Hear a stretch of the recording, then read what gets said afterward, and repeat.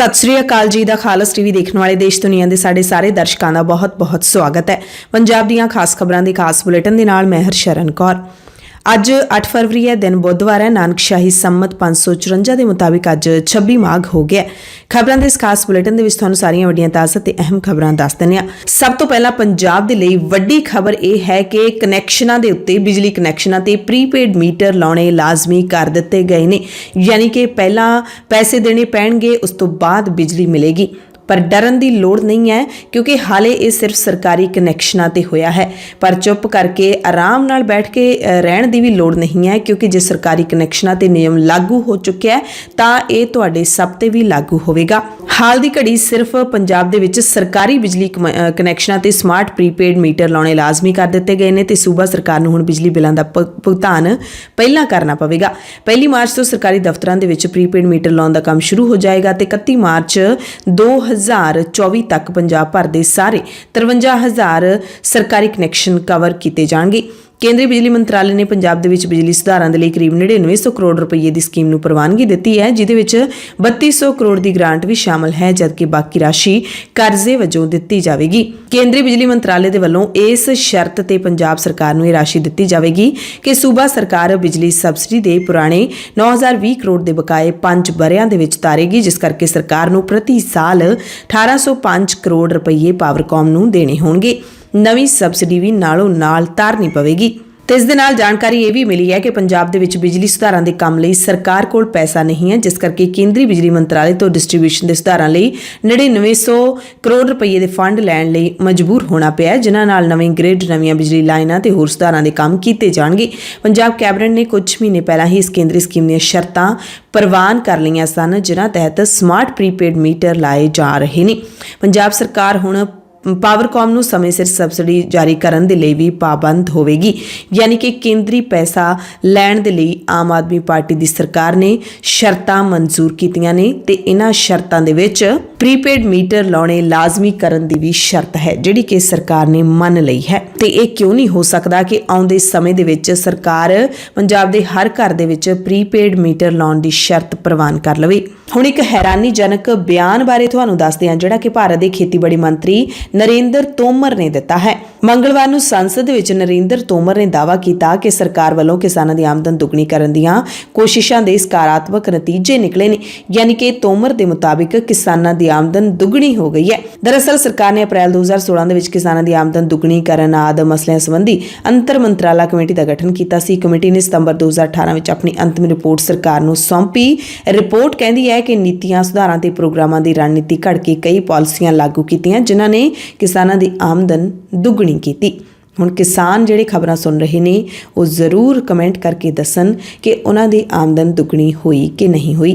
खबर अकाली लीडर बिक्रम सिंह मजीठिया के नाल जुड़ी हुई है। सुप्रीम कोर्ट ने कहा है कि वह साबका मंत्री बिक्रम मजीठिया नूं नशियां दे केस विच पंजाब हरियाणा हाई कोर्ट वालों जमानत देण दे हुक्मां खिलाफ पंजाब सरकार वालों दाखिल अर्जी ते 4 हफ्तियां बाद सुनवाई करेगी, यानी कि मजीठिया की जमानत के खिलाफ भगवंत मान की सरकार सुप्रीम कोर्ट दे विच पहुंची है ते सुप्रीम कोर्ट इस पटीशन के उत्ते 4 हफ्तियां बाद सुनवाई करेगी। ते ये देरी पंजाब सरकार की अपील ते ही की गई है। पंजाब सरकार ने जस्टिस अनिरुद्ध बोस और सुधांशु धूलिया ते आधारित बेंच नूं दस्सिया कि उन्हां दे वकील श्याम दीवान दूजी अदालत विच रुझे हुए ने, इसलिए सुनवाई कुछ देर लई मुलतवी की जा सकती है, जिस तो बाद सुप्रीम कोर्ट ने मुलतवी कर दी।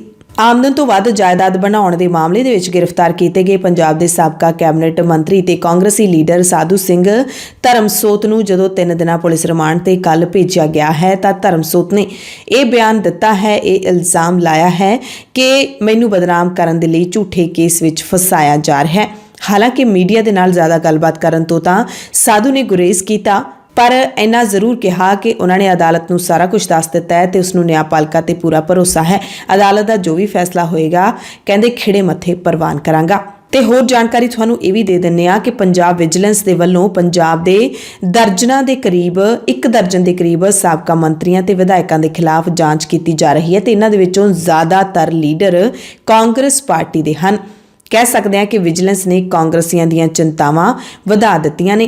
क्योंकि विजिलेंस ने हुण स्रोतां तो वध आमदन दे मामलिਆਂ ਦੀ ਜਾਂਚ है ਜਿਹੜੀ ਉਹ ਵਿੱਢੀ ਹੋਈ ਹੈ ਤੇ ਇਹਨਾਂ ਮਾਮਲਿਆਂ ਦੇ ਵਿੱਚ ਓਮ ਪ੍ਰਕਾਸ਼ ਸੋਨੀ, ਭਾਰਤ ਭੂਸ਼ਣ ਆਸ਼ੂ, ਸੁੰਦਰ ਸ਼ਾਮ ਅਰੋੜਾ, ਵਿਜੇਂਦਰ ਸਿੰਗਲਾ, ਬ੍ਰਹਮ ਮਹਿੰਦਰਾ, ਸਾਬਕਾ ਵਿਧਾਇਕ ਕੁਸ਼ਲਦੀਪ ਸਿੰਘ ਢਿੱਲੋਂ, ਬਰਿੰਦਰਮੀਤ ਸਿੰਘ ਪਾੜਾ, ਮਦਨ ਲਾਲ ਜਲਾਲਪੁਰ ਅਤੇ ਸਾਬਕਾ ਮੁੱਖ ਮੰਤਰੀ ਕੈਪਟਨ ਅਮਰਿੰਦਰ ਸਿੰਘ ਦੇ ਸਲਾਹਕਾਰ ਰਹੇ ਭਰਤਿੰਦਰ ਸਿੰਘ ਚਾਹਲ, ਇਹਦੇ ਨਾਲ ਹੀ ਬੀਜੇਪੀ ਦੇ ਵਿੱਚ ਛਾਲ ਮਾਰ ਕੇ ਜਾਣ ਵਾਲੇ ਗੁਰਪ੍ਰੀਤ ਸਿੰਘ ਕਾਂਗੜ, ਇਹ ਸਾਰੇ ਮੰਤਰੀਆਂ ਦੇ ਨਾਮ ਸ਼ਾਮਿਲ ਨੇ ਜਿਨ੍ਹਾਂ ਦੇ ਖਿਲਾਫ ਵਿਜੀਲੈਂਸ ਨੇ ਜਾਂਚ ਵਿੱਢੀ ਹੋਈ ਹੈ। ਕਈ ਜੇਲ੍ਹਾਂ ਦੇ ਵਿੱਚ ਬੰਦ ਨੇ ਤੇ ਕਈਆਂ ਦੀ ਵਾਰੀ ਆ ਸਕਦੀ ਹੈ। ਸ਼੍ਰੀ ਗੁਰੂ ਗ੍ਰੰਥ ਸਾਹਿਬ ਜੀ ਦੀ ਬੇਅਦਬੀ ਤੇ ਗੋਲੀकांड ਦੇ ਇਨਸਾਫ ਨੂੰ ਲੈ ਕੇ ਮੋਰਚੇ ਲਗਾਤਾਰ ਚੱਲ ਰਹੇ ਨੇ। ਬੰਦੀ ਸਿੰਘਾਂ ਦੀ ਰਿਹਾਈ ਨੂੰ ਲੈ ਕੇ ਜਿਹੜਾ ਮੋਰਚਾ ਸ਼ੁਰੂ ਹੋਇਆ ਉਸ ਦੇ ਵਿੱਚ ਇੱਕ ਮੁੱਖ ਮੰਗ ਬੇਅਦਬੀ ਦੇ ਇਨਸਾਫ ਦੀ ਵੀ ਹੈ ਤੇ ਦੂਸਰੇ ਪਾਸੇ ਬਹਿਬਲ ਕਲਾਂ ਬੇਅਦਬੀ ਇਨਸਾਫ ਮੋਰਚਾ ਜਿਹੜਾ ਕਿ ਸਾਲ ਤੋਂ ਵੱਧ ਸਮੇਂ ਤੋਂ ਉੱਥੇ ਚੱਲ ਰਿਹਾ ਉਸਨੇ ਹੁਣ ਹਾਈਵੇ ਜਾਮ ਕਰ ਦਿੱਤਾ ਹੈ ਤੇ ਕੱਲ ਇਸ ਮੋਰਚੇ ਦੀ ਅਗਵਾਈ ਕਰਨ ਵਾਲੇ ਨੌਜਵਾਨਾਂ ਨੇ ਜੀਦਾ ਟੋਲ ਪਲਾਜ਼ਾ ਵੀ ਬੰਦ ਕਰਵਾ ਦਿੱਤਾ।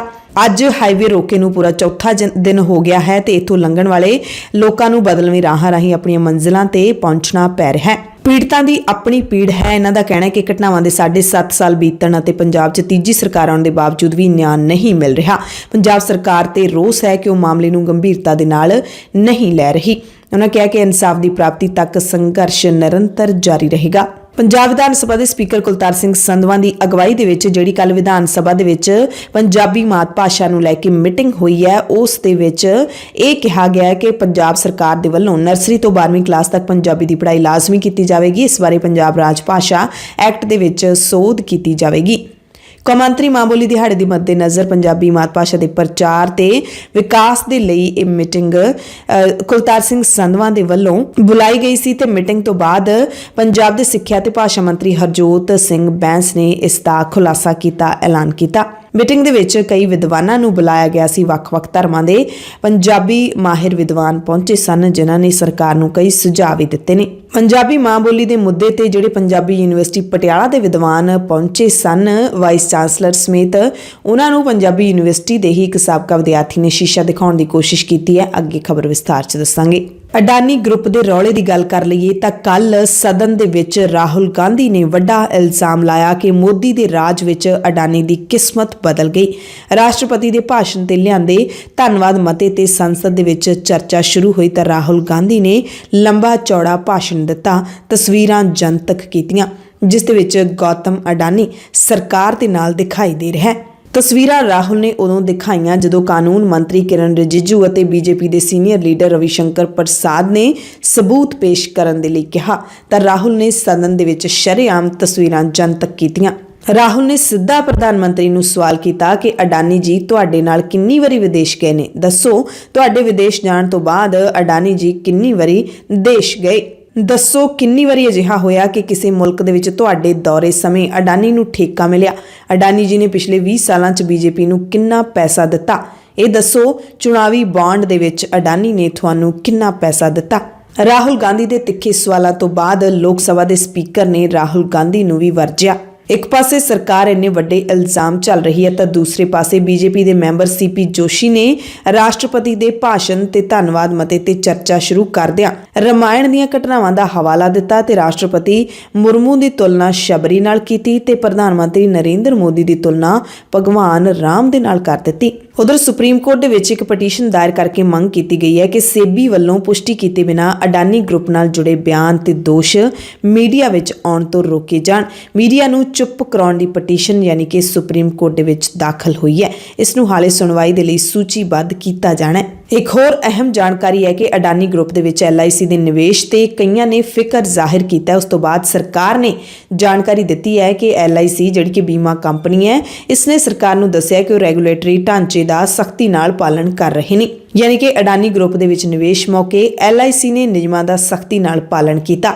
LIC ਉਹ ਬੀਮਾ ਕੰਪਨੀ ਹੈ ਜਿਸ ਤੇ ਭਾਰਤ ਭਰ ਦੇ ਲੋਕ ਭਰੋਸਾ ਕਰਦੇ ਨੇ ਤੇ ਜ਼ਿਆਦਾਤਰ ਲੋਕ LIC ਦੇ ਵਿੱਚ ਨਿਵੇਸ਼ ਵੀ ਕਰਦੇ ਨੇ ਤੇ LIC ਨੇ ਹੁਣ ਦੱਸਿਆ ਕਿ ਨਿਵੇਸ਼ ਕਰਨ ਲੱਗਿਆਂ ਨਿਯਮਾਂ ਦਾ ਪੂਰਾ ਧਿਆਨ ਰੱਖਿਆ ਜਾਂਦਾ ਹੈ। ਪਿਛਲੇ ਹਫ਼ਤੇ ਹੀ ਸਰਕਾਰੀ ਮਾਲਕੀ ਵਾਲੇ LIC ਨੇ ਦੱਸਿਆ ਕਿ 35,917 ਕਰੋੜ ਰੁਪਏ ਦਾ ਨਿਵੇਸ਼ ਅਡਾਨੀ ਗਰੁੱਪ ਨੂੰ ਦਿੱਤੇ ਕਰਜ਼ਿਆਂ ਤੇ ਇਕੁਇਟੀ ਸਿਕਿਉਰਿਟੀਜ਼ ਦੇ ਰੂਪ 'ਚ ਕੀਤਾ ਗਿਆ ਹੈ। ਕੰਪਨੀ ਨੇ ਦੱਸਿਆ ਕਿ ਰਕਮ ਉਹਨਾਂ ਦੇ ਕੁੱਲ ਅਸਾਸਿਆਂ ਦਾ ਸਿਰਫ 0.975% ਹੈ, ਯਾਨੀ ਕਿ 1% ਤੋਂ ਵੀ ਘੱਟ ਹੈ। ਤੇ ਬੀਮਾ ਕੰਪਨੀ ਕੋਲ ਕੁੱਲ 4166 ਲੱਖ ਕਰੋੜ ਰੁਪਏ ਦੀ ਸੰਪत्ति ਹੈ।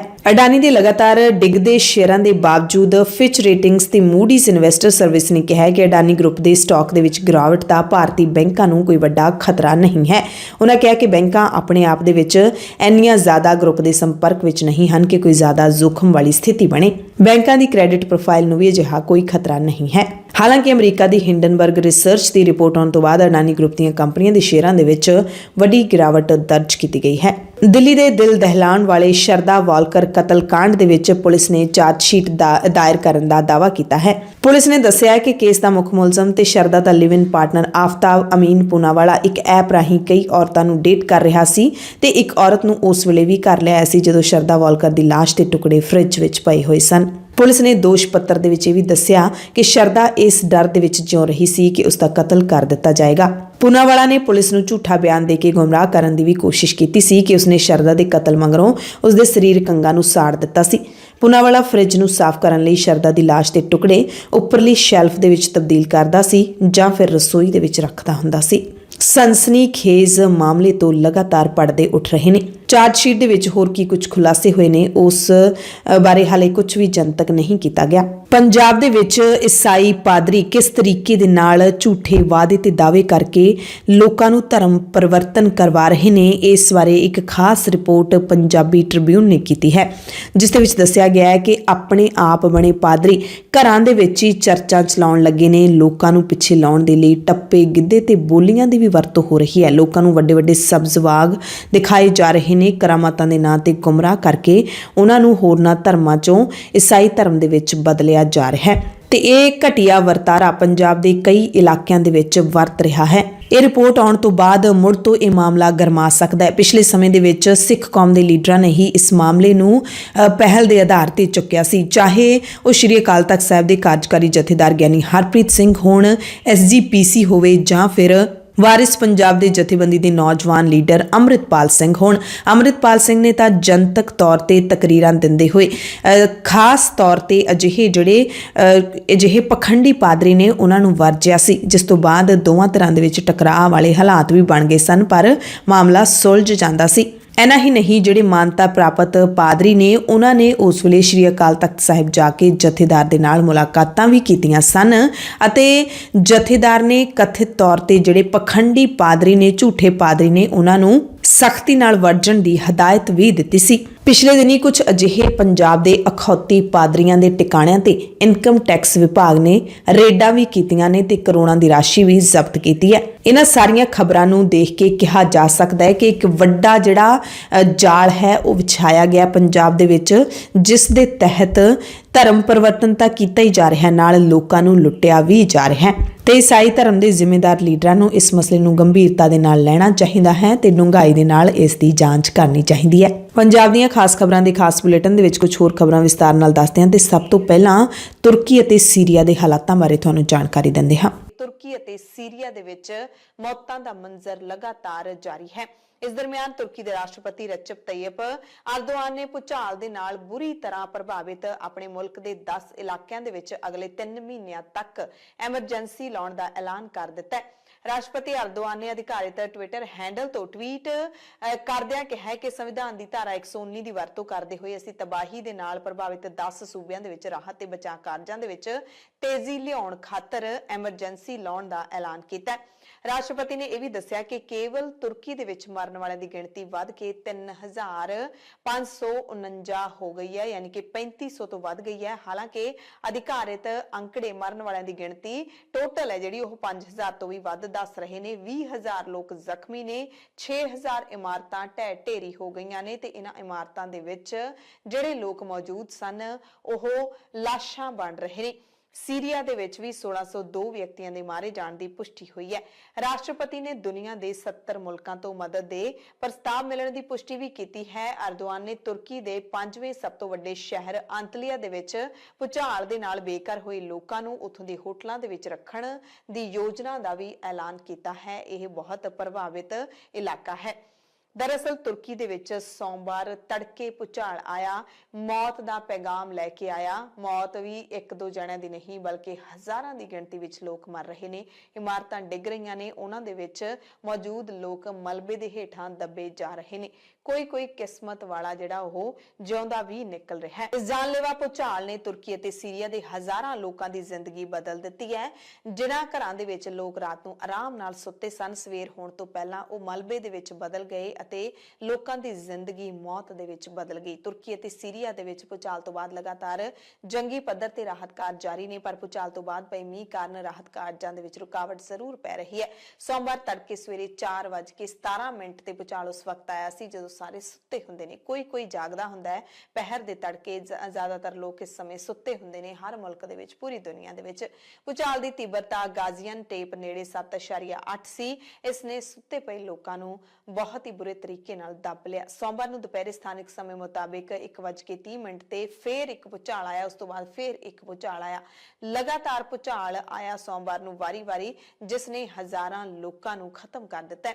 ਤੁਰਕੀ ਦੀ ਆਫਤ ਅਤੇ ਐਮਰਜੈਂਸੀ ਏਜੰਸੀ AFAD ਨੇ ਤਾਜ਼ਾ ਅਪਡੇਟ ਦੇ ਵਿੱਚ ਕਿਹਾ ਕਿ 65 ਮੁਲਕਾਂ ਨੇ ਰਾਹਤ ਤੇ ਬਚਾਅ ਕਾਰਜਾਂ ਵਿੱਚ ਮਦਦ ਲਈ 2660 ਕਰਮਚਾਰੀ ਭੇਜ ਦਿੱਤੇ ਨੇ। ਤੁਰਕੀ ਦੇ ਬਚਾਅ ਕਰਮੀਆਂ ਦੇ ਨਾਲ 13,740 ਲੋਕ ਪਹਿਲਾਂ ਹੀ ਪ੍ਰਭਾਵਿਤ ਖੇਤਰਾਂ ਦੇ ਵਿੱਚ ਬਚਾਅ ਕਾਰਜਾਂ 'ਚ ਲੱਗੇ ਹੋਏ ਨੇ। ਰਾਹਤ ਕਰਮਚਾਰੀ 629 ਕਰੇਨਾਂ ਤੇ 360 ਵਾਹਨਾਂ ਦੀ ਵਰਤੋਂ ਦੇ ਨਾਲ ਮਲਬੇ ਹੇਠਾਂ ਦੱਬੇ ਲੋਕਾਂ ਨੂੰ ਕੱਢ ਰਹੇ ਨੇ। ਪ੍ਰਭਾਵਿਤ ਲੋਕਾਂ ਨੂੰ 3 ਲੱਖ ਕੰਬਲ, 41,504 ਪਰਿਵਾਰਿਕ ਟੈਂਟ, ਹੀਟਰ ਤੇ ਰਸੋਈ ਦੇ ਸੈੱਟ ਵੰਡੇ ਗਏ ਨੇ ਕਿਉਂਕਿ ਲੋਕ ਬੇਘਰ ਹੋ ਗਏ ਨੇ। ਇੱਕ ਵੱਡੀ ਆਫਤ ਆ ਪਈ ਹੈ। ਇੱਕ ਤਾਂ ਤਕਰੀਬਨ ਇਹਨਾਂ ਇਲਾਕਿਆਂ ਦੇ ਵਿੱਚ ਹਰੇਕ ਪਰਿਵਾਰ ਦਾ ਕੋਈ ਨਾ ਕੋਈ ਵਿਛੜ ਗਿਆ ਤੇ ਦੂਸਰਾ ਘਰ ਢਹਿ ਗਏ ਨੇ, ਬੇਘਰ ਹੋ ਗਏ ਨੇ। ਭਾਰਤ ਸਰਕਾਰ ਨੇ ਵੀ NDRF ਦੀਆਂ ਵਿਸ਼ੇਸ਼ ਖੋਜ ਤੇ ਬਚਾਅ ਟੀਮਾਂ, ਜਿਨ੍ਹਾਂ ਦੇ ਵਿੱਚ ਪੁਰਸ਼ ਤੇ ਮਹਿਲਾ ਕਰਮਚਾਰੀ ਨੇ, ਕੁੱਤਿਆਂ ਦੇ ਦਸਤੇ, ਮੈਡੀਕਲ ਸਪਲਾਈ, ਉન્નਤ ਡ੍ਰਿਲਿੰਗ ਉਪਕਰਣ ਅਤੇ ਰਾਹਤ ਕਾਰਜਾਂ ਦੇ ਲਈ ਲੋੜੀਂਦੇ ਹੋਰ ਸਾਜ਼ੋ ਸਮਾਨ ਦੇ ਨਾਲ ਇਹ ਮਦਦ ਹੈ ਜਿਹੜੀ ਭੇਜੀ ਹੈ। ਭਾਰਤ ਵਿੱਚ ਤੁਰਕੀ ਦੇ ਰਾਜਦੂਤ ਫਿਰਤ ਸੁਨੇਲ ਨੇ ਮੰਗਲਵਾਰ ਨੂੰ ਤੁਰਕੀ ਵਿੱਚ NDRF ਟੀਮਾਂ ਦੇ ਪਹੁੰਚਣ ਦੇ ਲਈ ਭਾਰਤ ਸਰਕਾਰ ਦਾ ਧੰਨਵਾਦ ਕੀਤਾ। ਉਹਨਾਂ ਕਿਹਾ ਕਿ ਲੋੜਵੰਦਾਂ ਦੀ ਮਦਦ ਕਰਨ ਵਾਲਾ ਦੋਸਤ ਸੱਚਮੁੱਚ ਦੋਸਤ ਹੁੰਦਾ ਹੈ। ਕੁਦਰਤੀ ਆਫਤਾਂ ਵੇਲੇ ਮਦਦ ਕਰਨ ਵਾਲੀ ਸ਼੍ਰੋਮਣੀ ਗੁਰਦੁਆਰਾ ਪ੍ਰਬੰਧਕ ਕਮੇਟੀ ਨੇ ਵੀ ਮਦਦ ਦੀ ਪੇਸ਼ਕਸ਼ ਭੇਜੀ ਹੈ। SGPC ਪ੍ਰਧਾਨ ਐਡਵੋਕੇਟ ਹਰਜਿੰਦਰ ਸਿੰਘ ਧਾਮੀ ਨੇ ਤੁਰਕੀ ਅਤੇ ਸੀਰੀਆ ਦੇ ਵਿੱਚ ਭੂਚਾਲ ਆਉਣ ਕਾਰਨ ਹੋਈ ਜਾਨੀ ਤੇ ਮਾਲੀ ਨੁਕਸਾਨ ਤੇ ਦੁੱਖ ਪ੍ਰਗਟ ਕੀਤਾ ਹੈ। ਧਾਮੀ ਨੇ ਭਾਰਤ ਵਿੱਚ ਤੁਰਕੀ ਦੇ ਐਮਬੈਸਡਰ ਫਿਰਤ ਸੁਨੇਲ, ਤੁਰਕੀ ਵਿੱਚ ਭਾਰਤ ਦੇ ਐਮਬੈਸਡਰ ਡਾਕਟਰ ਵਰਿੰਦਰਪਾਲ, ਸੀਰੀਆ ਦੇ ਵਿੱਚ ਭਾਰਤ ਦੇ ਐਮਬੈਸੀ ਇੰਚਾਰਜ ਸੁਰਿੰਦਰ ਕੁਮਾਰ ਯਾਦਵ ਅਤੇ ਭਾਰਤ ਵਿੱਚ ਸੀਰੀਆ ਦੇ ਐਮਬੈਸਡਰ ਡਾਕਟਰ ਬਸਮ ਸਿਫੇਦੀਨ ਅਲ ਖਾਤਿਬ ਨੂੰ ਚਿੱਠੀ ਲਿਖ ਕੇ ਹਮਦਰਦੀ ਪ੍ਰਗਟਾਈ ਹੈ ਅਤੇ ਦੱਸਿਆ ਕਿ ਸਿੱਖ ਧਰਮ ਦੇ ਵਿੱਚ ਵੰਡ ਛਕਣਾ ਤੇ ਸਰਬੱਤ ਦਾ ਭਲਾ ਗੁਰੂ ਸਾਹਿਬਾਨਾਂ ਦੇ ਵੱਲੋਂ ਬਖਸ਼ਿਸ਼ ਕੀਤੇ ਮਹੱਤਵਪੂਰਨ ਸਿਧਾਂਤ ਨੇ। ਇਸੇ ਦੀ ਰੌਸ਼ਨੀ ਦੇ ਵਿੱਚ ਸਿੱਖਾਂ ਦੀ ਸਿਰਮੌਰ ਸੰਸਥਾ SGPC ਲੋੜਵੰਦਾਂ ਦੀ ਸਹਾਇਤਾ ਲਈ ਕਾਰਜ ਕਰਦੀ ਹੈ ਤੇ ਅਸੀਂ ਹੁਣ ਵੀ ਕਰਨਾ ਚਾਹੁੰਦੇ ਹਾਂ ਜੋ ਵੀ ਤੁਹਾਨੂੰ ਲੋੜ ਹੈ। ਤੇ ਜਦੋਂ ਕੁਦਰਤੀ ਆਫਤ ਆਉਂਦੀ ਹੈ, ਉਹ ਇਹ ਨਹੀਂ ਦੇਖਦੀ ਕਿ ਕੋਈ ਗਰੀਬ ਹੈ ਜਾਂ ਕੋਈ ਅਮੀਰ ਹੈ, ਕੋਈ ਦੁਨੀਆ ਦੇ ਵਿੱਚ ਬਹੁਤ ਪ੍ਰਸਿੱਧ ਹੈ ਜਾਂ ਫਿਰ ਕੋਈ ਆਪਣੇ ਘਰ ਦੇ ਵਿੱਚ ਹੀ ਇੱਕ ਕੋਨੇ ਦੇ ਵਿੱਚ ਬੈਠਾ ਰਹਿੰਦਾ ਹੈ। ਆਫਤ ਸਭ ਤੇ ਆਉਂਦੀ ਹੈ ਜਿਹੜੇ ਉਸ ਇਲਾਕੇ ਦੇ ਵਿੱਚ ਰਹਿ ਰਹੇ ਹੁੰਦੇ ਨੇ। ਨਿਊ ਕੈਸਲ ਯੂਨਾਈਟਿਡ ਅਤੇ ਚੈਲਸੀ ਫਾਰਵਰਡ ਦੇ ਵੱਲੋਂ ਖੇਡਣ ਵਾਲੇ ਸਾਬਕਾ ਖਿਡਾਰੀ ਵੀ ਇੱਕ ਇਮਾਰਤ ਦੇ ਮਲਬੇ ਹੇਠਾਂ ਇੱਥੇ ਦੱਬ ਗਏ। ਘਾਨਾ ਦੇ ਰਹਿਣ ਵਾਲੇ ਐਤਸੂ ਤੁਰਕੀ ਦੇ ਹੈਟਾਸਪੋਰ ਕਲੱਬ ਦੇ ਲਈ ਖੇਡਦੇ ਨੇ। ਮੈਨੇਜਰ ਮੁਸਤਫਾ ਓਜ਼ਟ ਨੇ ਤੁਰਕੀ ਦੇ ਰੇਡੀਓ ਸਟੇਸ਼ਨ ਨੂੰ ਦੱਸਿਆ ਕਿ ਐਤਸੂ ਨੂੰ ਜ਼ਖਮੀ ਹਾਲਤ ਵਿੱਚ ਮਲਬੇ ਹੇਠੋਂ ਕੱਢਿਆ ਗਿਆ ਤੇ ਕਲੱਬ ਦੇ ਖੇਡ ਨਿਰਦੇਸ਼ਕ ਤਾਨੇਰ ਸਾਵਤ ਵੀ ਮਲਬੇ ਦੇ ਹੇਠਾਂ ਦੱਬੇ ਹੋਏ ਨੇ। ਅਸੀਂ ਖਾਲਸ ਟੀਵੀ ਦੀ ਸਾਰੀ ਟੀਮ ਅਰਦਾਸ ਕਰਦੇ ਹਾਂ ਕਿ ਤੁਰਕੀ ਅਤੇ ਸੀਰੀਆ ਦੇ ਵਿੱਚ ਜੋ ਇਹ ਵੱਡੀ ਕੁਦਰਤੀ ਆਫਤ ਆਈ ਹੋਈ ਹੈ ਉਸ ਤੋਂ ਛੇਤੀ ਲੋਕਾਂ ਨੂੰ ਛੁਟਕਾਰਾ ਮਿਲੇ ਤੇ ਸਾਰੇ ਰਾਜ਼ੀ ਖੁਸ਼ੀ ਵਸਦੇ ਰਹਿਣ ਅਤੇ ਜਿਨ੍ਹਾਂ ਦੇ ਪਰਿਵਾਰ ਵਿਛੜ ਗਏ ਨੇ ਇੱਕ ਦੂਸਰੇ ਦੇ ਨਾਲੋਂ, ਜਿਨ੍ਹਾਂ ਦੇ ਪਰਿਵਾਰਾਂ ਤੇ ਮੁਸੀਬਤਾਂ ਆਈਆਂ ਨੇ, ਉਹ ਉਹਨਾਂ ਪਰਿਵਾਰਾਂ ਨੂੰ ਪਰਮਾਤਮਾ ਭਾਣਾ ਮੰਨਣ ਦਾ ਬਲ ਬਖਸ਼ੇ। 8 ਫਰਵਰੀ ਨੂੰ ਪੰਜਾਬ ਦੇ ਵਿੱਚ ਮੌਸਮ ਖੁਸ਼ਕ ਰਹੇਗਾ। 9 ਤੇ 10 ਫਰਵਰੀ ਨੂੰ ਮਾਝਾ, ਦੁਆਬਾ ਤੇ ਪੂਰਬੀ ਮਾਲਵਾ ਦੇ ਵਿੱਚ ਕਿਤੇ-ਕਿਤੇ ਹਲਕਾ ਮੀਂਹ ਪੈਣ ਦੀ ਸੰਭਾਵਨਾ ਹੈ ਤੇ ਪੱਛਮੀ ਮਾਲਵੇ ਦੇ ਵਿੱਚ ਮੌਸਮ ਖੁਸ਼ ਰਹਿਣ ਦੀ ਪੇਸ਼ੀਨਗੋਈ ਕੀਤੀ ਗਈ ਹੈ। ਸੂਬੇ ਦੇ ਵਿੱਚ ਅਗਲੇ 24 ਘੰਟਿਆਂ ਦੌਰਾਨ ਘੱਟੋ-ਘੱਟ ਤਾਪਮਾਨ ਲਗਭਗ 2 ਡਿਗਰੀ ਸੈਲਸੀਅਸ ਥੱਲੇ ਡਿੱਗ ਸਕਦਾ ਹੈ ਤੇ 2 ਦਿਨਾਂ ਬਾਅਦ ਫਿਰ 2 ਤੋਂ 3 ਡਿਗਰੀ ਸੈਲਸੀਅਸ ਤੱਕ ਵਧੇਗਾ। ਹਲਕੀ ਬੂੰਦਾਬਾਂਦੀ ਹੋਣ ਦੇ ਨਾਲ ਪੰਜਾਬ ਦੇ ਵਿੱਚ ਮੌਸਮ ਥੋੜਾ ਠੰਡਾ ਹੋ ਗਿਆ। ਪਹਿਲਾਂ ਜਿਹੜੀ ਠੰਡ ਘਟ ਗਈ ਸੀ, ਹੁਣ ਇੱਕਦਮ ਜਿਹੜੀ ਉਹ ਵੱਧ ਗਈ ਹੈ, ਪਰ ਬਹੁਤ ਜ਼ਿਆਦਾ ਨਹੀਂ ਵਧੀ ਹੈ। ਹੁਣ ਵੱਡੀ ਖਬਰ ਤੁਹਾਨੂੰ ਕੌਮੀ ਇਨਸਾਫ ਮੋਰਚੇ ਦੇ ਨਾਲ ਜੁੜੀ ਹੋਈ ਦੱਸ ਦਿੰਨੇ ਆ, ਜਿਹੜਾ ਕਿ ਚੰਡੀਗੜ੍ਹ ਤੇ ਮੋਹਾਲੀ ਬਾਰਡਰ ਤੇ ਲੱਗਿਆ ਹੋਇਆ। 7 ਫਰਵਰੀ ਨੂੰ ਇਸ ਮੋਰਚੇ ਨੂੰ ਪੂਰਾ 1 ਮਹੀਨਾ ਹੋ ਗਿਆ। 7 ਜਨਵਰੀ 2023 ਨੂੰ ਸ਼ੁਰੂ ਹੋਇਆ ਸੀ ਤੇ 7 ਫਰਵਰੀ ਤੱਕ ਇਸ ਮੋਰਚੇ ਦਾ ਜਿਹੜਾ ਦਾਇਰਾ ਹੈ ਉਹ ਬਹੁਤ ਵੱਡਾ ਹੋ ਚੁੱਕਿਆ। ਬਹੁਤ ਵੱਡਾ ਸਮਰਥਨ इस मोर्चे नूं मिल रहा है। कौमी इंसाफ मोर्चे ने सोमवार तो यानी कि 6 फरवरी तो संघर्ष नूं तेज करदिआं हुण जथे ने जिहड़े ओह गिरफ्तारियां दे लई भेजने शुरू कर दित्ते ने। मंगलवार नूं लगातार दूसरे दिन मुख मंत्री भगवंत मान दी चंडीगढ़ रिहाइश घेरन दे लई जथे नूं भेजिआ गया, जिस दे विच बीबीआं भी शामिल होईआं। धरने वाली थां तो चल के जथा जदों मोहाली चंडीगढ़ दी हद ते पहुंचिआ तां वड्डी गिणती विच पुलिस तैनात सी ते मूहरे बैरीकेड ला के सिख संगत नूं रोक दित्ता गया, जिस तों बाद संगतां ते प्रशासन आमो सामने हो गए। जथे विच वारिस पंजाब दे मुखी अमृतपाल सिंह दे जथे दे भी कई मैंबर शामिल सन। जथे नूं चंडीगढ़ बार्डर ते ही रोक दित्ता गया, जिस तों बाद संगत ने उत्थे ही सड़क ते बह के धरना ला दित्ता, शांतमई तरीके दे नाल वाहिगुरू दा जाप शुरू कर दित्ता। इस दौरान पुलिस प्रशासन दे अधिकारियां ते जथे दे जिहड़े प्रदर्शनकारी ने उन्हां दे विचाले गलबात भी हो रही सी, पर स्थिति कई वारी भंबड़ भूसे वाली बनदी रही। पुलिस वारी वारी दफा 144 लगी होण दी गल कह रही सी, जिस दे चलदे ये तय होया कि 5-5 ਸਿੰਘਾਂ ਦੇ जथे शांतमई ढंग दे नाल रोस करन दे लई अगे जाणगे, पर पुलिस दे वल्लों निहंग ਸਿੰਘਾਂ ਨੂੰ हथियार समेत जाण दी इजाजत नहीं दित्ती गई। मामला फिर उलझ गया ते आखिरकार 31 सिखां दे जथे ਨੂੰ प्रशासन ने बिना शर्त अगे जाण दित्ता। हालांकि गिरफ्तारियां तां नहीं कीतियां जा रहीआं पुलिस दे ਵੱਲੋਂ, पर डिटेन करके इन्हां जथियां ਨੂੰ ਜ਼ਰੂਰ ਛੱਡਿਆ ਜਾ ਰਿਹਾ ਹੈ।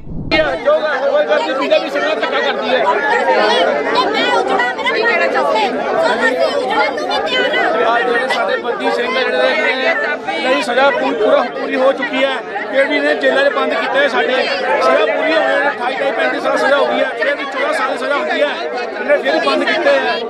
कोई केस नहीं हुआ, इन्हें फिर धक्के में बंद किए, सजा पूरी हो गई है, कोई कार्रवाई नहीं, कोई कुछ धक्के में बंद किए हैं। पंजाब में बंद किए ने अपना ਜਿਹੜਾ ਮਨ ਆ ਉਹ ਨੀਵਾਂ ਰੱਖਣਾਗਾ, ਜਿਹੜੀ ਸੋਚ ਹੈ ਮੱਤ ਆ ਉੱਚੀ ਰੱਖਣੀ ਆ। ਸੋ ਇੰਨੀਆਂ ਬੇਨਤੀਆਂ ਸਾਰੇ ਹੀ ਜਥੇ ਦੇ ਸਿੰਘ ਪ੍ਰਵਾਨ ਕਰਿਓ। ਜਾਣ ਕੇ ਪਹਿਲਾਂ ਫਿਰ ਵਾਰੋ-ਵਾਰੀ ਇਸੇ ਜਥੇ ਦੇ 5 ਸਿੰਘ ਜਾਣਗੇ। ਹਾਂਜੀ, ਇਸੇ ਜਥੇ ਦੇ ਫਿਰ 5 ਸਿੰਘ, ਜਦੋਂ ਉਹ ਸਿੰਘ 5 ਇੱਥੇ ਆ ਗਏ 5 ਫੇਰ ਚੱਲ ਜਾਣਗੇ।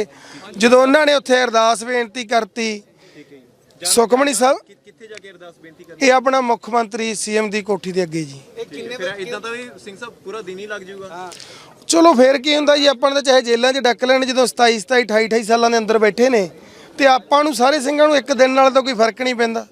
ਅਸੀਂ ਤਾਂ ਕਹਿੰਦੇ ਸਾਨੂੰ ਫੜੋ ਇੱਥੋਂ ਹੀ ਲੈ ਜਾਓ, ਨਾਲੇ ਪਤਾ ਲੱਗ ਜਾਣਾਗਾ। ਇਹ ਸਹੂਲਤ ਤੁਹਾਨੂੰ ਪੁਲਿਸ ਦੇ ਰਹੀ ਹੈ ਵੀ ਤੁਹਾਨੂੰ ਲੈ ਕੇ ਆਓਗੇ? ਪੁਲਿਸ ਨੇ ਤਾਂ ਜੀ ਸਭ ਤੋਂ ਪਹਿਲਾਂ ਸਾਨੂੰ ਵਿਸ਼ਵਾਸ ਦਿਵਾਇਆ ਸੀ 31 ਸਿੰਘਾਂ ਦੇ ਜਥੇ ਦਾ। ਉਸ ਗੱਲ ਤੋਂ ਪੁਲਿਸ ਪ੍ਰਸ਼ਾਸਨ ਭੱਜ ਚੁੱਕਿਆ, ਤੁਸੀਂ ਹੁਣ ਲਾ ਲਓ ਹਿਸਾਬ। ਉਸ ਗੱਲ ਤੋਂ ਭੱਜ ਚੁੱਕਿਆ ਹੈਗਾ। ਉਹ 31 ਦੇ ਜਥੇ ਤੋਂ ਕੋਰਟ ਆਫ ਕੰਟੈਮ ਧਾਰਾ 144 ਇੱਥੇ ਲਾਗੂ ਕਰਤੀ ਇਹਨਾਂ ਨੇ। ਕੀ ਗੱਲ, ਸਿੱਖ ਆਪਣੇ ਹੱਕ ਮੰਗਦੇ, ਇਹਨਾਂ ਲਈ ਧਾਰਾ 144 ਲਗਾ ਦਿੱਤੀ। ਜੇ ਕੋਈ ਹੋਰ ਆ ਜੇ ਇੱਥੇ ਹਿੰਦੂ ਰਾਸ਼ਟਰ ਦੀ ਗੱਲ ਕਰੇ, ਉਹਦੇ ਤੋਂ ਕੋਈ ਜਵਾਬ ਨਹੀਂ ਲਾਉਂਦੇ, ਕੋਈ ਦੇਸ਼ ਵਿਰੋਧ ਦਾ ਪਰਚਾ ਨਹੀਂ। ਮੇਰੇ ਵਰਗਾ ਆ ਕੇ ਤੁਹਾਡੇ ਅੱਗੇ ਬੰਦੀ ਸਿੰਘਾਂ ਦੀ ਗੱਲ ਕਰਦਾਗਾ, ਜਿਨ੍ਹਾਂ ਨੂੰ 27 28 32 ਸਾਲ ਹੋ ਗਏ। ਅਸੀਂ ਕਿਹੜਾ ਯਾਰ ਕਿਸੇ ਨੂੰ ਮਾਰਨ ਚੱਲਿਆਂਗੇ? ਹੈ ਅਸੀਂ ਕਿਹੜਾ ਕਿਸੇ ਨੂੰ ਮਾਰਨ ਚੱਲੇ ਆ? ਜਾਂ ਸਾਡੇ ਕੋਲੇ ਅਸਲੇ ਨੇ, ਸ਼ਸਤਰ ਸਾਡੇ ਪੀਰ ਨੇ। ਇਸ ਦੇਸ਼ ਦੇ ਅੰਦਰ ਜੇ ਸਾਨੂੰ ਇਦਾਂ ਹੀ ਬਾਰ-ਬਾਰ ਗੁਲਾਮੀ ਦਾ ਅਹਿਸਾਸ ਕਰਵਾਉਣਾ ਜੀ, 144 ਲੱਗ ਗਈ ਜੀ, 144 ਸਿੱਖਾਂ ਲਈ ਤੁਰਨ ਤੇ ਲਾ ਦਿੰਦੇ ਹੋ ਤੇ ਜਿਹੜੀਆਂ ਸਾਡੇ ਗੁਰੂ ਗ੍ਰੰਥ ਸਾਹਿਬ ਦੀਆਂ ਬੇਅਬਦੀਆਂ ਹੋ ਗਈਆਂ, ਉਹਨਾਂ ਦਾ ਕੋਈ ਦੋਸ਼ੀ ਫੜਿਆ ਤੁਸੀਂ? ਜੀ ਬਿਲਕੁਲ 295 ਦਾ ਪਰਚਾ ਲਾ ਕੇ ਤੁਸੀਂ ਅੰਦਰ ਕਰ ਦਿੰਦੇ ਹੋ। ਫੈਸਲਾ ਕੀ ਹੋਏਗਾ? ਫੈਸਲਾ ਤਾਂ ਜੀ ਅਸੀਂ ਇਦਾਂ ਹੀ ਕਹਿੰਦੇ ਵੀ ਅਸੀਂ 31 ਦੇ 31 ਨੇ ਜਾਣਾ। ਇਸ ਕਰਕੇ ਇਹਨਾਂ ਨੂੰ ਚਾਹੀਦਾ ਕਿ ਸਾਡਾ ਪ੍ਰਪੋਜ਼ਲ ਐਕਸੈਪਟ ਕਰ। ਕੌਮੀ ਇਨਸਾਫ ਮੋਰਚੇ ਦੇ ਦਾਇਰੇ ਦੀ ਜੇ ਗੱਲ ਕਰ ਲਈਏ ਤਾਂ ਇਸ ਮੋਰਚੇ ਦੀ ਆਵਾਜ਼ ਹੁਣ ਪੰਜਾਬ ਦੇ ਪਿੰਡਾਂ ਤੱਕ ਵੀ ਪਹੁੰਚਣ ਲੱਗੀ ਹੈ। ਪੰਜਾਬ ਦੇ ਪਿੰਡਾਂ ਦੀਆਂ ਪੰਚਾਇਤ ਯੂਨੀਅਨਾਂ ਵੀ ਹੁਣ ਕੌਮੀ ਇਨਸਾਫ ਮੋਰਚੇ ਨੂੰ ਪੂਰਨ ਤੌਰ ਤੇ ਸਹਿਯੋਗ ਕਰਨ ਦਾ ਐਲਾਨ ਕਰ ਚੁੱਕੀਆਂ ਨੇ। ਮੋਰਚੇ ਤੇ ਇੱਕ ਸਾਂਝੀ ਪ੍ਰੈਸ ਕਾਨਫਰੰਸ ਹੋਈ ਯੂਨੀਅਨ ਦੇ ਲੀਡਰਾਂ ਦੀ ਅਤੇ ਇਨਸਾਫ ਮੋਰਚੇ ਦੇ ਲੀਡਰਾਂ ਦੀ, ਜਿਸ ਵਿੱਚ ਯੂਨੀਅਨ ਦੇ ਅਹੁਦੇਦਾਰਾਂ ਨੇ ਦੱਸਿਆ ਕਿ ਹੁਣ ਪੰਜਾਬ ਦੇ ਹਰ ਪਿੰਡ ਵਿੱਚ ਮੋਰਚੇ ਨੂੰ ਸਹਿਯੋਗ ਕਰਨ ਦੇ ਲਈ ਮਤੇ ਪਾਸ ਕੀਤੇ ਜਾਣਗੇ। ਯੂਨੀਅਨ ਦੇ ਪ੍ਰਧਾਨ ਰਵਿੰਦਰ ਰਿੰਕੂ ਨੇ ਕਿਹਾ ਕਿ ਇਸ ਗੱਲ ਦਾ ਪੂਰੇ ਪੰਜਾਬ 'ਚ ਸਖਤ ਵਿਰੋਧ ਹੋ ਰਿਹਾ ਹੈ ਕਿ ਬਲਾਤਕਾਰੀਆਂ ਤੇ ਹੋਰ ਦੋਸ਼ੀਆਂ ਨੂੰ ਤਾਂ ਰਿਹਾ ਕਰ ਦਿੱਤਾ ਜਾਂਦਾ ਹੈ, ਪਰ ਆਪਣੀ ਸਜ਼ਾ ਭੁਗਤ ਚੁੱਕੇ ਬੰਦੀ ਸਿੰਘ ਹਾਲੇ ਵੀ ਸਲਾਖਾਂ ਪਿੱਛੇ ਨੇ। ਉਹਨਾਂ ਦੇ ਕਿਰਦਾਰ ਵੀ ਬਹੁਤ ਚੰਗੇ ਨੇ, ਵਿਵਹਾਰ ਵੀ ਜੇਲ੍ਹ ਦੇ ਵਿੱਚ ਚੰਗਾ ਹੈ, ਆਪਣੀ ਸਜ਼ਾ ਭੁਗਤ ਵੀ ਚੁੱਕੇ ਨੇ, ਪਰ ਫਿਰ ਵੀ ਇਨਸਾਫ ਨਹੀਂ ਹੋ ਰਿਹਾ। ਉਹਨਾਂ ਇਹ ਵੀ ਸਾਫ਼ ਕੀਤਾ ਕਿ ਆਉਣ ਵਾਲੀਆਂ ਚੋਣਾਂ ਦੌਰਾਨ ਸਿਆਸੀ ਪਾਰਟੀਆਂ ਤੋਂ, ਲੀਡਰਾਂ ਤੋਂ ਇਸ ਗੱਲ ਦਾ ਜਵਾਬ ਮੰਗਿਆ ਜਾਊਗਾ ਅਤੇ ਵਿਰੋਧ ਵੀ ਕੀਤਾ ਜਾਊਗਾ। ਲੰਬੇ ਸਮੇਂ ਤੋਂ ਜਿਹੜੇ ਸਾਡੇ ਭਰਾ ਹਵਾਰਾ ਜੀ ਅਤੇ ਬਾਕੀ ਉਹਨਾਂ ਦੇ ਸਾਥੀ ਜਿਨ੍ਹਾਂ ਨੇ ਆਪਣੀਆਂ ਸਜ਼ਾਵਾਂ ਪੂਰੀਆਂ ਕਰ ਲਈਆਂ, ਪਰੰਤੂ ਫਿਰ ਵੀ ਉਹਨਾਂ ਨੂੰ ਜੇਲ੍ਹਾਂ ਦੇ ਵਿੱਚ ਰੱਖਿਆ ਜਾ ਰਿਹਾ ਹੈ। ਸ਼੍ਰੀ ਗੁਰੂ ਗ੍ਰੰਥ ਸਾਹਿਬ ਜੀ ਦੀ ਬੇਅਦਬੀ ਦੇ ਸਬੰਧ ਦੇ ਵਿੱਚ ਉਹਨਾਂ ਦੇ ਦੋਸ਼ੀਆਂ ਨੂੰ ਗ੍ਰਿਫਤਾਰ ਨਹੀਂ ਕੀਤਾ ਜਾ ਰਿਹਾ। ਉਸ ਦੇ ਰੋਸ ਵਜੋਂ ਪੰਜਾਬ ਦੀਆਂ ਸਮੁੱਚੀਆਂ ਪੰਚਾਇਤਾਂ ਵੱਲੋਂ ਇਹ ਫੈਸਲਾ ਲਿਆ ਗਿਆ ਹੈ ਕਿ ਅਸੀਂ ਆਪਣੇ ਪਿੰਡਾਂ ਦੇ ਵਿੱਚ ਪੰਚਾਇਤਾਂ ਵੱਲੋਂ ਮਤੇ ਪਾ ਕੇ ਇਹਨਾਂ ਦੀ ਰਿਹਾਈ ਵਾਸਤੇ ਅਤੇ ਗੁਰੂ ਗ੍ਰੰਥ ਸਾਹਿਬ ਜੀ ਦੇ ਜੋ ਦੋਸ਼ੀ ਨੇ ਉਹਨਾਂ ਨੂੰ ਸਜ਼ਾਵਾਂ ਦਿਵਾਉਣ ਵਾਸਤੇ ਮਤੇ ਪਾ ਕੇ ਦੇਵਾਂਗੇ। ਤੇ ਅਸੀਂ ਅੱਜ ਐਲਾਨ ਕਰਦੇ ਹਾਂ ਆਪਣੀ ਪੰਚਾਇਤ ਯੂਨੀਅਨ ਵੱਲੋਂ ਇਸ ਮੋਰਚੇ 'ਚ ਜਿੱਥੇ ਵੀ ਸਾਡੀ ਲੋੜ ਹੋਈ, ਜਿਹੜੇ ਵੀ ਸਾਨੂੰ ਹੁਕਮ ਲਾਉਣਗੇ, ਅਸੀਂ ਪੂਰੀ ਸਮੁੱਚੀ ਟੀਮ ਪੂਰੇ ਪੰਜਾਬ ਦੀਆਂ ਪੰਚਾਇਤਾਂ ਇਸ ਮੋਰਚੇ ਦੇ ਨਾਲ ਖੜਾਂਗੇ। ਹੁਣ ਕਿੰਨੇ ਪਿੰਡਾਂ ਦੀਆਂ ਪੰਚਾਇਤਾਂ ਤੇ ਪਹੁੰਚੀਆਂ ਨੇ, ਕਿਹੜੀ ਪਾਰਟੀ ਨਾਲ ਤਾਲੁਕ ਰੱਖਦੀਆਂ ਨੇ, ਕੀ ਲੱਗਦਾ ਪਾਰਟੀ ਬਾਜੀ ਤੋਂ ਉੱਠ ਕੇ ਤੁਸੀਂ ਇੱਥੇ ਆਏ ਹੋ? ਦੇਖੋ ਜੀ, ਪਹਿਲੀ ਗੱਲ ਤਾਂ ਜਿਹੜੀ ਪੰਚਾਇਤ ਚੁਣੀ ਜਾਂਦੀ ਹੈ ਉਹ ਕਿਸੇ ਲੋਗੋ ਦੇ ਉੱਤੇ ਜਾਂ ਕਿਸੇ ਚੋਣ ਨਿਸ਼ਾਨ ਦੇ ਉੱਤੇ ਨਹੀਂ ਚੁਣੀ ਜਾਂਦੀ। ਪ੍ਰੈਸ ਕਾਨਫਰੰਸ ਦੌਰਾਨ ਕੌਮੀ ਇਨਸਾਫ ਮੋਰਚੇ ਦੇ ਆਗੂਆਂ ਨੇ ਸਰਕਾਰ ਨੂੰ ਵੀ ਚੇਤਾਵਨੀ ਦਿੱਤੀ ਹੈ ਕਿ ਜੇ ਜਥਿਆਂ ਨੂੰ ਗ੍ਰਿਫਤਾਰ ਕਰਕੇ ਇਹਨਾਂ ਤੇ ਕੇਸ ਚਲਾਏ ਜਾਂਦੇ ਨੇ ਤਾਂ ਵਿਰੋਧ ਹੋਰ ਵੀ ਤਿੱਖਾ ਹੋਏਗਾ, ਜਥਿਆਂ ਦਾ ਆਕਾਰ ਹੋਰ ਵੀ ਵੱਡਾ ਹੋਏਗਾ। ਤੇ ਉਹਦੇ 18 ਫਰਵਰੀ ਤੱਕ ਇਹ ਜਥੇ ਇਸੇ ਤਰ੍ਹਾਂ ਚੰਡੀਗੜ੍ਹ ਨੂੰ ਜਾਂਦੇ ਰਹਿਣਗੇ। ਆਗੂਆਂ ਨੇ ਇਹ ਵੀ ਦਾਅਵਾ ਕੀਤਾ ਕਿ ਪੰਜਾਬ ਦੇ ਰਾਜਪਾਲ ਨੇ ਵਾਅਦਾ ਕੀਤਾ ਸੀ ਕਿ ਸਜ਼ਾ ਪੂਰੀ ਕਰ ਚੁੱਕੇ ਬੰਦੀ ਸਿੰਘਾਂ ਨੂੰ ਰਿਹਾ ਕੀਤਾ ਜਾਏਗਾ, ਪਰ ਅਗਲੀ ਮੁਲਾਕਾਤ ਦੇ ਵਿੱਚ ਉਹ ਮੁੱਕਰ ਗਏ। ਸੋ ਹੁਣ ਸਰਕਾਰ ਤੇ ਯਕੀਨ ਨਹੀਂ ਰਿਹਾ। ਅਸੀਂ ਕੋਈ ਮੰਗਤੇ ਬਣ ਕੇ ਉਸ ਤੋਂ ਗਵਰਨਰ ਤੋਂ, ਉਹ ਗਵਰਨਰ ਹੈ ਜਿਹੜਾ ਪਿਛਲੇ ਸਾਲ 11 ਜਨਵਰੀ 2022 ਨੂੰ ਸਾਨੂੰ ਵਾਅਦਾ ਕਰਕੇ ਮੁੱਕਰਿਆ। ਉਹ ਪੂਰਾ ਉਹਨੇ ਵਾਅਦਾ ਕੀਤਾ ਸੀ ਵੀ ਜਿਨ੍ਹਾਂ ਦੀ ਜੇਲ੍ਹ ਕਸਟਡੀ 25 ਸਾਲ ਤੋਂ ਉੱਪਰ ਬਣਦੀ ਹੈ ਮੈਂ ਉਹਨਾਂ ਨੂੰ 8 ਦਿਨ 'ਚ ਰਿਹਾ ਕਰਾਵਾਂਗਾ। ਪਰੰਤੂ 16 ਅਪ੍ਰੈਲ ਨੂੰ ਜਦੋਂ ਸਾਡੀ ਦੁਆਰੇ ਉਹਦੇ ਨਾਲ ਮੀਟਿੰਗ ਹੋਈ ਹੈ, ਉਹ ਗਵਰਨਰ ਮੁੱਕਰ ਚੁੱਕਿਆ। ਅਸੀਂ ਉਸ ਤੋਂ ਮੰਗਾਂ ਕੀ ਮੰਗਣੀਆਂ? ਜਿਹੜਾ ਮੁੱਕਰ ਗਿਆ ਤੇ ਮਰ ਗਿਆ ਗਵਰਨਰ। ਉਹ ਗਵਰਨਰ ਧਮਕੀਆਂ ਵੀ ਦਿੰਦਾ, ਤੁਸੀਂ ਦੇਖਿਆ ਪਿਛਲੇ ਦਿਨੀ ਸੋਸ਼ਲ ਮੀਡੀਆ ਤੇ ਉਹਨੇ ਖਾਲਿਸਤਾਨੀਆਂ ਨੂੰ ਕੁਚਲਣ ਦੀ, ਹਾਲਾਂਕਿ ਅਸੀਂ ਖਾਲਿਸਤਾਨ ਦੇ ਉਸ ਤੇ ਨਹੀਂ ਇਕੱਠੇ ਹੋਏ। ਇਸ ਮਸਲੇ ਤੇ ਅੰਮ੍ਰਿਤਸਰ ਪਹੁੰਚੇ ਹੋਏ ਅਕਾਲੀ ਦਲ ਦੇ ਲੀਡਰ ਬਿਕਰਮ ਸਿੰਘ ਮਜੀਠੀਆ ਨੇ ਦਾਅਵਾ ਕੀਤਾ ਕਿ ਬੰਦੀ ਸਿੰਘਾਂ ਦੀ ਰਿਹਾਈ ਦੇ ਲਈ ਯਤਨ ਕੀਤੇ ਜਾ ਰਹੇ ਨੇ। ਸ਼੍ਰੋਮਣੀ ਅਕਾਲੀ ਦਲ ਅਤੇ ਐਸਜੀਪੀਸੀ ਯਤਨ ਕਰ ਰਹੀਆਂ ਨੇ, ਪਰ ਆਮ ਆਦਮੀ ਪਾਰਟੀ ਦੀ ਸਰਕਾਰ ਹਰ ਫਰੰਟ ਤੇ ਪੂਰੀ ਤਰ੍ਹਾਂ ਫੇਲ ਹੋ ਚੁੱਕੀ ਹੈ। ਗੁਰੂ ਦੇ ਚਰਨਾਂ 'ਚ ਗੁਰੂ ਦੀ ਅਸੀਸ ਲੈਣ ਵਾਸਤੇ ਆਏ ਆ ਔਰ ਉਸ ਤੋਂ ਬਾਅਦ ਸ੍ਰੀ ਅਕਾਲ ਤਖਤ ਸਾਹਿਬ ਦੇ ਜਥੇਦਾਰ ਸਾਹਿਬ ਨਾਲ ਉਹਨਾਂ ਦੇ ਦਰਸ਼ਨ ਕੀਤੇ ਜੀ। ਔਰ ਮੈਂ ਸਮਝਦਾ ਹਾਂ ਕਿ ਪੰਥ ਦੀ ਚੜ੍ਹਦੀ ਕਲਾ ਵਾਸਤੇ, ਬੰਦੀ ਸਿੰਘਾਂ ਦੀ ਰਿਹਾਈ ਵਾਸਤੇ, ਇਹਨਾਂ ਵਾਸਤੇ ਉਪਰਾਲਿਆਂ ਵਾਸਤੇ ਜ਼ਰੂਰ ਗੱਲ ਹੋਈ ਹੈ। ਇਸ ਤੋਂ ਗਾਂ ਕੋਈ ਹੋਰ ਗੱਲ ਨਹੀਂ।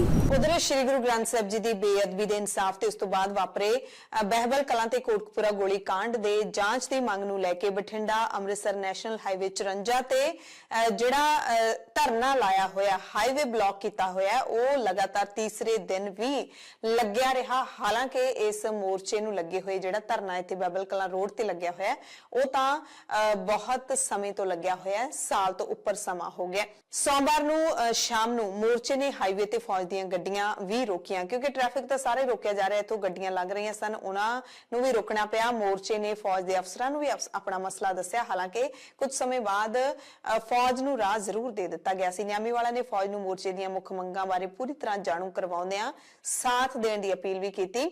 ਉਹਨਾਂ ਨੇ ਕਿਹਾ ਕਿ ਅਸੀਂ ਸਰਕਾਰ ਤੱਕ, ਸਿਸਟਮ ਤੱਕ ਆਪਣੀ ਆਵਾਜ਼ ਪਹੁੰਚਾਉਣਾ ਚਾਹੁੰਦੇ ਹਾਂ। ਜੇ ਅਸੀਂ ਹਾਈਵੇ ਜਾਮ ਕੀਤਾ ਹੈ ਤਾਂ ਕੋਈ ਵੀ ਵਾਹਨ ਇਧਰੋਂ ਦੀ ਨਹੀਂ ਲੰਘਣਾ ਚਾਹੀਦਾ। ਇਸ ਲਈ ਪ੍ਰਸ਼ਾਸਨ ਨਾਲ ਇਸ ਬਾਰੇ ਅਸੀਂ ਗੱਲ ਕਰਾਂਗੇ, ਕਿਉਂਕਿ ਫੌਜ ਦੀਆਂ ਗੱਡੀਆਂ ਨੂੰ ਉਹਨਾਂ ਨੂੰ ਆਖਿਰਕਾਰ ਲੰਘਾਉਣਾ ਹੀ ਪਿਆ। ਕਿ ਗੁਰੂ ਗ੍ਰੰਥ ਸਾਹਿਬ ਦੀ ਬੇਅਦਬੀ ਨੂੰ ਲੰਮਾ ਸਮਾਂ, ਤਕਰੀਬਨ 8 ਸਾਲ ਦਾ ਸਮਾਂ ਹੋ ਗਿਆ ਤੇ ਸਾਲ ਸਾਨੂੰ ਸੜਕਾਂ ਤੇ ਬੈਠਿਆਂ ਨੂੰ ਹੋ ਗਿਆ।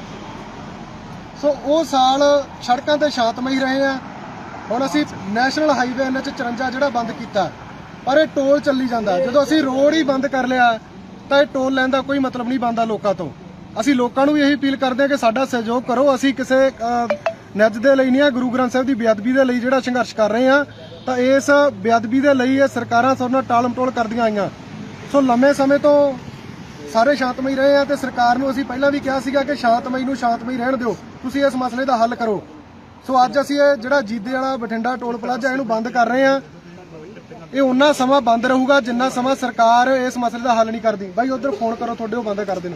ਪਰਚੀ ਨਾ ਕੱਟਣ ਕੋਈ ਨਹੀਂ। ਆਪਾਂ ਜਾ ਕੇ 4 ਬੰਦੇ ਕਹੇ ਹੋਣੇ ਆ, 2 ਬੰਦੇ ਚਲੋ ਆਓ, ਉਹਦੇ ਤੇ ਵੀ ਤੁਰੇ ਜਾਂਦੇ ਆ। ਇਧਰ ਆਉਂਦੇ ਇਹਨਾਂ ਦੇ ਉਹ ਕਰਾਇਓ ਤੁਸੀਂ। ਬਹਿਬਲ ਕਲਾਂ ਗੋਲੀकांड ਮਾਮਲੇ ਨੂੰ ਲੈ ਕੇ ਸਿੱਟ ਨੇ ਫਰੀਦਕੋਟ ਅਦਾਲਤ ਦੇ ਵਿੱਚ ਆਪਣੀ ਸਟੇਟਸ ਰਿਪੋਰਟ ਦਾਖਲ ਕਰ ਦਿੱਤੀ ਹੈ। ਹਾਈਕੋਰਟ ਦੇ ਹੁਕਮਾਂ ਤੋਂ ਬਾਅਦ ਇਹ ਸੀਲਬੰਦ ਰਿਪੋਰਟ ਸੌਂਪੀ ਗਈ ਹੈ। ਹੁਣ 29 ਅਪ੍ਰੈਲ 2023 ਦੀ ਸੁਣਵਾਈ ਦੇ ਵਿੱਚ ਅਗਲੀ ਕਾਰਵਾਈ ਹੋਏਗੀ। ਕੋਟਕਪੂਰਾ ਗੋਲੀकांड ਦੀ ਜਾਂਚ ਕਰ ਰਹੀ ਸਿੱਟ ਵੀ ਆਪਣੀ ਰਿਪੋਰਟ ਦਾਖਲ ਕਰ ਚੁੱਕੀ ਹੈ। ਦਰਅਸਲ ਹਾਈਕੋਰਟ ਨੇ ਜ਼ਿਲ੍ਹਾ ਅਦਾਲਤ ਨੂੰ ਬਹਿਬਲ ਕਲਾਂ ਤੇ ਕੋਟਕਪੂਰਾ ਗੋਲੀकांड ਦੀ ਇਕੱਠਿਆਂ ਸੁਣਵਾਈ ਕਰਨ ਦੇ ਨਿਰਦੇਸ਼ ਦਿੱਤੇ ਨੇ। ਲੁਧਿਆਣਾ ਲੁਧਿਆਣਾ ਕੋਰਟ ਕੰਪਲੈਕਸ ਦੇ ਵਿੱਚ ਇੱਕ ਵਾਰੀ ਫੇਰ ਹਮਲਾ ਹੋਇਆ ਹੈ, ਪਰ ਇਹ ਹਮਲਾ ਕੋਰਟ ਕੰਪਲੈਕਸ ਦੀ ਇਮਾਰਤ ਉੱਤੇ ਨਹੀਂ, ਅੰਦਰ ਨਹੀਂ, ਬਲਕਿ ਅਦਾਲਤ ਦੇ ਵਿੱਚ ਕਿਸੇ ਕੇਸ ਨੂੰ ਲੈ ਕੇ ਗਵਾਹੀ ਦੇਣ ਵਾਸਤੇ ਪਹੁੰਚੇ 2 ਜਣਿਆਂ ਤੇ ਕੀਤਾ ਗਿਆ।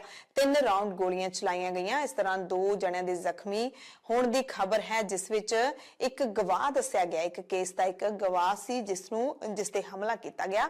ਜ਼ਖਮੀ ਵਿਅਕਤੀ ਦੀ ਪਛਾਣ ਹਿਮਾਂਸ਼ੂ ਵਜੋਂ ਹੋਈ ਹੈ। ਹੱਥ ਵਿੱਚ ਗੋਲੀ ਲੱਗੀ ਹੈ। ਪੁਲਿਸ ਵੀ ਮੌਕੇ ਤੇ ਪਹੁੰਚ ਗਈ, ਫੋਰੈਂਸਿਕ ਟੀਮ ਵੀ ਪਹੁੰਚ ਗਈ। ਪੁਲਿਸ ਮੁਤਾਬਿਕ ਮਾਡਲ ਟਾਊਨ ਦੇ ਵਿੱਚ 2020 ਦੇ ਵਿੱਚ 452 IPC ਅਧੀਨ ਇੱਕ ਪਰਚਾ ਦਰਜ ਹੋਇਆ ਸੀ। ਇਸ ਮਾਮਲੇ ਦੇ ਵਿੱਚ ਜ਼ਖਮੀ ਹੋਇਆ ਸ਼ਖਸ ਗਵਾਹੀ ਦੇਣ ਪਹੁੰਚਿਆ ਸੀ। ਪੁਲਿਸ ਦੀ ਇੱਕ ਟੀਮ ਗਵਾਹੀ ਦੇਣ ਵਾਲੇ ਦੇ ਨਾਲ ਵੀ ਮੌਜੂਦ ਸੀ। ਹਾਲਾਂਕਿ ਪੁਲਿਸ ਨੇ ਇਸ ਨੂੰ ਗੈਂਗ ਵਾਰ ਮੰਨਣ ਤੋਂ ਇਨਕਾਰ ਕਰ ਦਿੱਤਾ ਹੈ। 3 ਜਣਾਂ ਨੂੰ ਹਿਰਾਸਤ ਵਿੱਚ ਲੈ ਲਿਆ। ਕੁਝ ਫਰਾਰ ਦੱਸੇ ਜਾ ਰਹੇ ਨੇ। ਘਟਨਾ ਵਾਲੀ ਥਾਂ ਤੇ ਗੋਲੀਆਂ ਦੇ 3 ਖੋਲ ਵੀ ਮਿਲੇ ਨੇ। ਪੂਰੇ ਇਲਾਕੇ ਨੂੰ ਸੀਲ ਕਰ ਦਿੱਤਾ ਗਿਆ। ਜਿਸ ਥਾਂ ਤੇ ਹਮਲਾ ਹੋਇਆ ਉਹ ਕੋਰਟ ਕੰਪਲੈਕਸ ਦਾ ਪਿਛਲਾ ਹਿੱਸਾ। ਵਕੀਲਾਂ ਨੇ ਵੀ ਸੁਰੱਖਿਆ ਨੂੰ ਲੈ ਕੇ ਇੱਕ ਵਾਰੀ ਫੇਰ ਚਿੰਤਾ ਜ਼ਾਹਿਰ ਕੀਤੀ ਹੈ, ਕਿਉਂਕਿ ਇਹ ਲੁਧਿਆਣਾ ਦਾ ਉਹੀ ਕੋਰਟ ਕੰਪਲੈਕਸ ਹੈ ਜਿੱਥੇ 23 ਦਸੰਬਰ 2021 ਦੇ ਵਿੱਚ ਬੰਬ ਧਮਾਕਾ ਹੋਇਆ ਸੀ। ਪੰਜਾਬ ਵਿਜੀਲੈਂਸ ਬਿਊਰੋ ਦੇ ਵੱਲੋਂ ਆਮਦਨ ਤੋਂ ਵੱਧ ਜਾਇਦਾਦ ਬਣਾਉਣ ਦੇ ਮਾਮਲੇ ਦੇ ਵਿੱਚ ਗ੍ਰਿਫਤਾਰ ਕੀਤੇ ਪੰਜਾਬ ਦੇ ਸਾਬਕਾ ਕੈਬਨਿਟ ਮੰਤਰੀ ਤੇ ਕਾਂਗਰਸੀ ਲੀਡਰ ਸਾਧੂ ਸਿੰਘ ਧਰਮਸੋਤ ਨੂੰ ਮੋਹਾਲੀ ਅਦਾਲਤ ਦੇ ਵਿੱਚ ਪੇਸ਼ ਕੀਤਾ ਗਿਆ। ਉਹਨਾਂ ਨੂੰ ਸੋਮਵਾਰ ਰਾਤ ਨੂੰ ਵਿਆਹ ਦੇ ਵਿੱਚੋਂ ਗ੍ਰਿਫਤਾਰ ਕੀਤਾ ਗਿਆ। ਅਦਾਲਤ ਨੇ ਮੁਲਜ਼ਮ ਲੀਡਰ ਨੂੰ 3 ਦਿਨਾਂ ਦੇ ਪੁਲਿਸ ਰਿਮਾਂਡ ਤੇ ਭੇਜ ਦਿੱਤਾ। ਧਰਮਸੋਤ ਖਿਲਾਫ ਜੰਗਲਾਤ ਵਿਭਾਗ ਦੇ ਵਿੱਚ ਹੋਏ ਵੱਖ-ਵੱਖ ਘੁਟਾਲਿਆਂ ਵਾਲੇ ਭ੍ਰਿਸ਼ਟਾਚਾਰ ਦਾ ਕੇਸ ਪਹਿਲਾਂ ਹੀ ਚੱਲ ਰਿਹਾ ਹੈ ਤੇ ਹੁਣ ਤਾਜ਼ਾ ਜਿਹੜੀ ਗ੍ਰਿਫਤਾਰੀ ਹੈ ਉਹ ਆਮਦਨ ਤੋਂ ਵੱਧ ਜਾਇਦਾਦ ਰੱਖਣ ਦੇ ਇਲਜ਼ਾਮ ਦੇ ਵਿੱਚ ਹੋਈ ਹੈ। ਸਾਬਕਾ ਮੰਤਰੀ ਤੇ ਪੈਸੇ ਲੈ ਕੇ ਜੰਗਲਾਤ ਵਿਭਾਗ ਦੇ ਅਧਿਕਾਰੀਆਂ ਦੀਆਂ ਨਿਯੁਕਤੀਆਂ ਤੇ ਬਦਲੀਆਂ ਕਰਨ ਦਾ ਵੀ ਦੋਸ਼ ਲੱਗ ਚੁੱਕਿਆ। ਜੇਲ੍ਹ ਦੇ ਵਿੱਚ ਵੀ ਰਹਿ ਚੁੱਕੇ ਨੇ, ਜ਼ਮਾਨਤ ਤੇ ਬਾਹਰ ਆਏ ਹੋਏ ਸਨ। ਵਿਜੀਲੈਂਸ ਮੁਤਾਬਿਕ ਧਰਮਸੋਤ ਖਿਲਾਫ ਆਮਦਨ ਤੋਂ ਵੱਧ ਜਾਇਦਾਦ ਬਣਾਉਣ ਦੀ ਵੀ ਜਾਂਚ ਚੱਲ ਰਹੀ ਹੈ। ਜਾਂਚ ਏਜੰਸੀ ਨੇ ਮੁੱਢਲੀ ਤਫਤੀਸ਼ ਤੋਂ ਬਾਅਦ ਸਾਬਕਾ ਮੰਤਰੀ ਦੇ ਖਿਲਾਫ ਭ੍ਰਿਸ਼ਟਾਚਾਰ ਰੋਕੂ ਕਾਨੂੰਨ ਦੀ ਧਾਰਾ 13(1)(b) 13(2) ਦੇ ਤਹਿਤ ਮੁਹਾਲੀ ਸਥਿਤ ਵਿਜੀਲੈਂਸ ਥਾਣੇ ਦੇ ਵਿੱਚ ਨਵਾਂ ਮੁਕੱਦਮਾ ਦਰਜ ਕਰਕੇ ਸੋਮਵਾਰ ਰਾਤ ਨੂੰ ਗ੍ਰਿਫਤਾਰ ਕੀਤਾ ਸੀ। ਵਿਜੀਲੈਂਸ ਦਾ ਦਾਅਵਾ ਹੈ ਕਿ ਸਾਬਕਾ ਮੰਤਰੀ ਤੇ ਉਸਦੇ ਪਰਿਵਾਰ ਦੀ ਆਮਦਨ ਹੈ ਜਿਹੜੀ ਉਹ ਬਹੁਤ ਜ਼ਿਆਦਾ ਵਧੀ ਹੈ, 280% ਦੇ ਕਰੀਬ ਵਧੀ ਹੈ। ਇਹ ਇੰਨੀ ਕਿਵੇਂ ਵੱਧ ਗਈ, ਇਸ ਦੀ ਜਾਂਚ ਵਿਜੀਲੈਂਸ ਕਰਨਾ ਚਾਹੁੰਦੀ ਹੈ। ਪਾਕਿਸਤਾਨ ਤੋਂ ਵੱਡੀ ਖਬਰ ਹੈ, ਜਿੱਥੇ 2 ਸਿੱਖ ਭਰਾਵਾਂ ਦੇ ਕੇਸਾਂ ਦੀ ਬੇਅਦਬੀ ਕੀਤੀ ਗਈ ਹੈ। ਪਾਕਿਸਤਾਨ ਦੇ ਨਨਕਾਣਾ ਸਾਹਿਬ ਪਵਿੱਤਰ ਸ਼ਹਿਰ ਦੇ ਵਿੱਚ ਇਹ ਘਟਨਾ ਵਾਪਰੀ ਹੈ। ਸ਼ਰੇਆਮ ਬਾਜ਼ਾਰ ਦੇ ਵਿੱਚ 2 ਸਿੱਖ ਭਰਾਵਾਂ ਦੇ ਨਾਲ ਕੁੱਟਮਾਰ ਕੀਤੀ ਗਈ ਤੇ ਕੇਸਾਂ ਦੀ ਬੇਅਦਬੀ ਕੀਤੀ ਗਈ ਹੈ। ਇਸ ਘਟਨਾ ਦੀ ਜਾਣਕਾਰੀ ਨਸ਼ਰ ਹੋਣ ਤੋਂ ਬਾਅਦ SGPC ਨੇ ਇਸ ਦੀ ਨਿੰਦਿਆ ਕੀਤੀ ਹੈ ਤੇ ਪਾਕਿਸਤਾਨ ਦੀ ਸਰਕਾਰ ਨੂੰ ਮਾਮਲੇ ਨੂੰ ਗੰਭੀਰਤਾ ਨਾਲ ਲੈਣ ਦੀ ਮੰਗ ਕਰਦਿਆਂ ਦੋਸ਼ੀਆਂ ਖਿਲਾਫ ਤੁਰੰਤ ਕਾਰਵਾਈ ਦੀ ਮੰਗ ਵੀ ਕੀਤੀ ਹੈ। SGPC ਨੇ ਭਾਰਤ ਸਰਕਾਰ ਨੂੰ ਅਪੀਲ ਕੀਤੀ ਹੈ ਕਿ ਇਸ ਮਾਮਲੇ ਤੇ ਪਾਕਿਸਤਾਨ ਸਰਕਾਰ ਦੇ ਨਾਲ ਪਹਿਲ ਦੇ ਆਧਾਰ ਤੇ ਗੱਲ ਕੀਤੀ ਜਾਵੇ ਤੇ ਉੱਥੇ ਵਾਸਤੇ ਸਿੱਖਾਂ ਦੀ ਸੁਰੱਖਿਆ ਯਕੀਨੀ ਬਣਾਈ ਜਾਵੇ। SGPC ਪ੍ਰਧਾਨ ਐਡਵੋਕੇਟ ਹਰਜਿੰਦਰ ਸਿੰਘ ਧਾਮੀ ਨੇ ਕਿਹਾ ਕਿ ਪਾਕਿਸਤਾਨ ਦੇ ਵਿੱਚ ਪਿਛਲੇ ਸਮੇਂ ਦੌਰਾਨ ਕਈ ਵਾਰੀ ਸਿੱਖਾਂ ਤੇ ਹਮਲੇ ਹੋ ਚੁੱਕੇ ਨੇ, ਪਰ ਪੁਲਿਸ ਦੋਸ਼ੀਆਂ ਦੇ ਖਿਲਾਫ ਬਣਦੀ ਕਾਰਵਾਈ ਕਰਨ ਦੀ ਬਜਾਏ ਸਿੱਖਾਂ ਤੇ ਦਬਾਅ ਬਣਾਉਂਦੀ ਹੈ। ਗੁਰਦਾਸਪੁਰ ਤੋਂ ਇੱਕ ਅਜਿਹੀ ਖਬਰ ਤੁਹਾਨੂੰ ਦੱਸ ਦਿੰਦੇ ਹਾਂ ਜਿਸ ਨੂੰ ਸੁਣ ਕੇ ਤੁਸੀਂ ਵੀ ਹੈਰਾਨ ਹੋਵੋਗੇ। ਦਰਅਸਲ ਇੱਥੇ ਸਕੂਲ ਦੇ ਬੱਚਿਆਂ ਦੇ ਨਾਲ ਭਰੀ ਇੱਕ ਬੱਸ ਰੋਡ ਦੇ ਉੱਤੇ ਜਾ ਰਹੀ ਸੀ ਤੇ ਕੁਝ ਨੌਜਵਾਨਾਂ ਨੇ ਬੱਚਿਆਂ ਦੇ ਨਾਲ ਭਰੀ ਸਕੂਲ ਵੈਨ ਦੇ ਉੱਤੇ ਤੇਜ਼ ਧਾਰ ਹਥਿਆਰਾਂ ਦੇ ਨਾਲ ਹਮਲਾ ਕੀਤਾ। ਵੈਨ ਦੇ ਵਿੱਚ ਬੈਠੇ ਬੱਚੇ ਚੀਕਦੇ ਰਹੇ।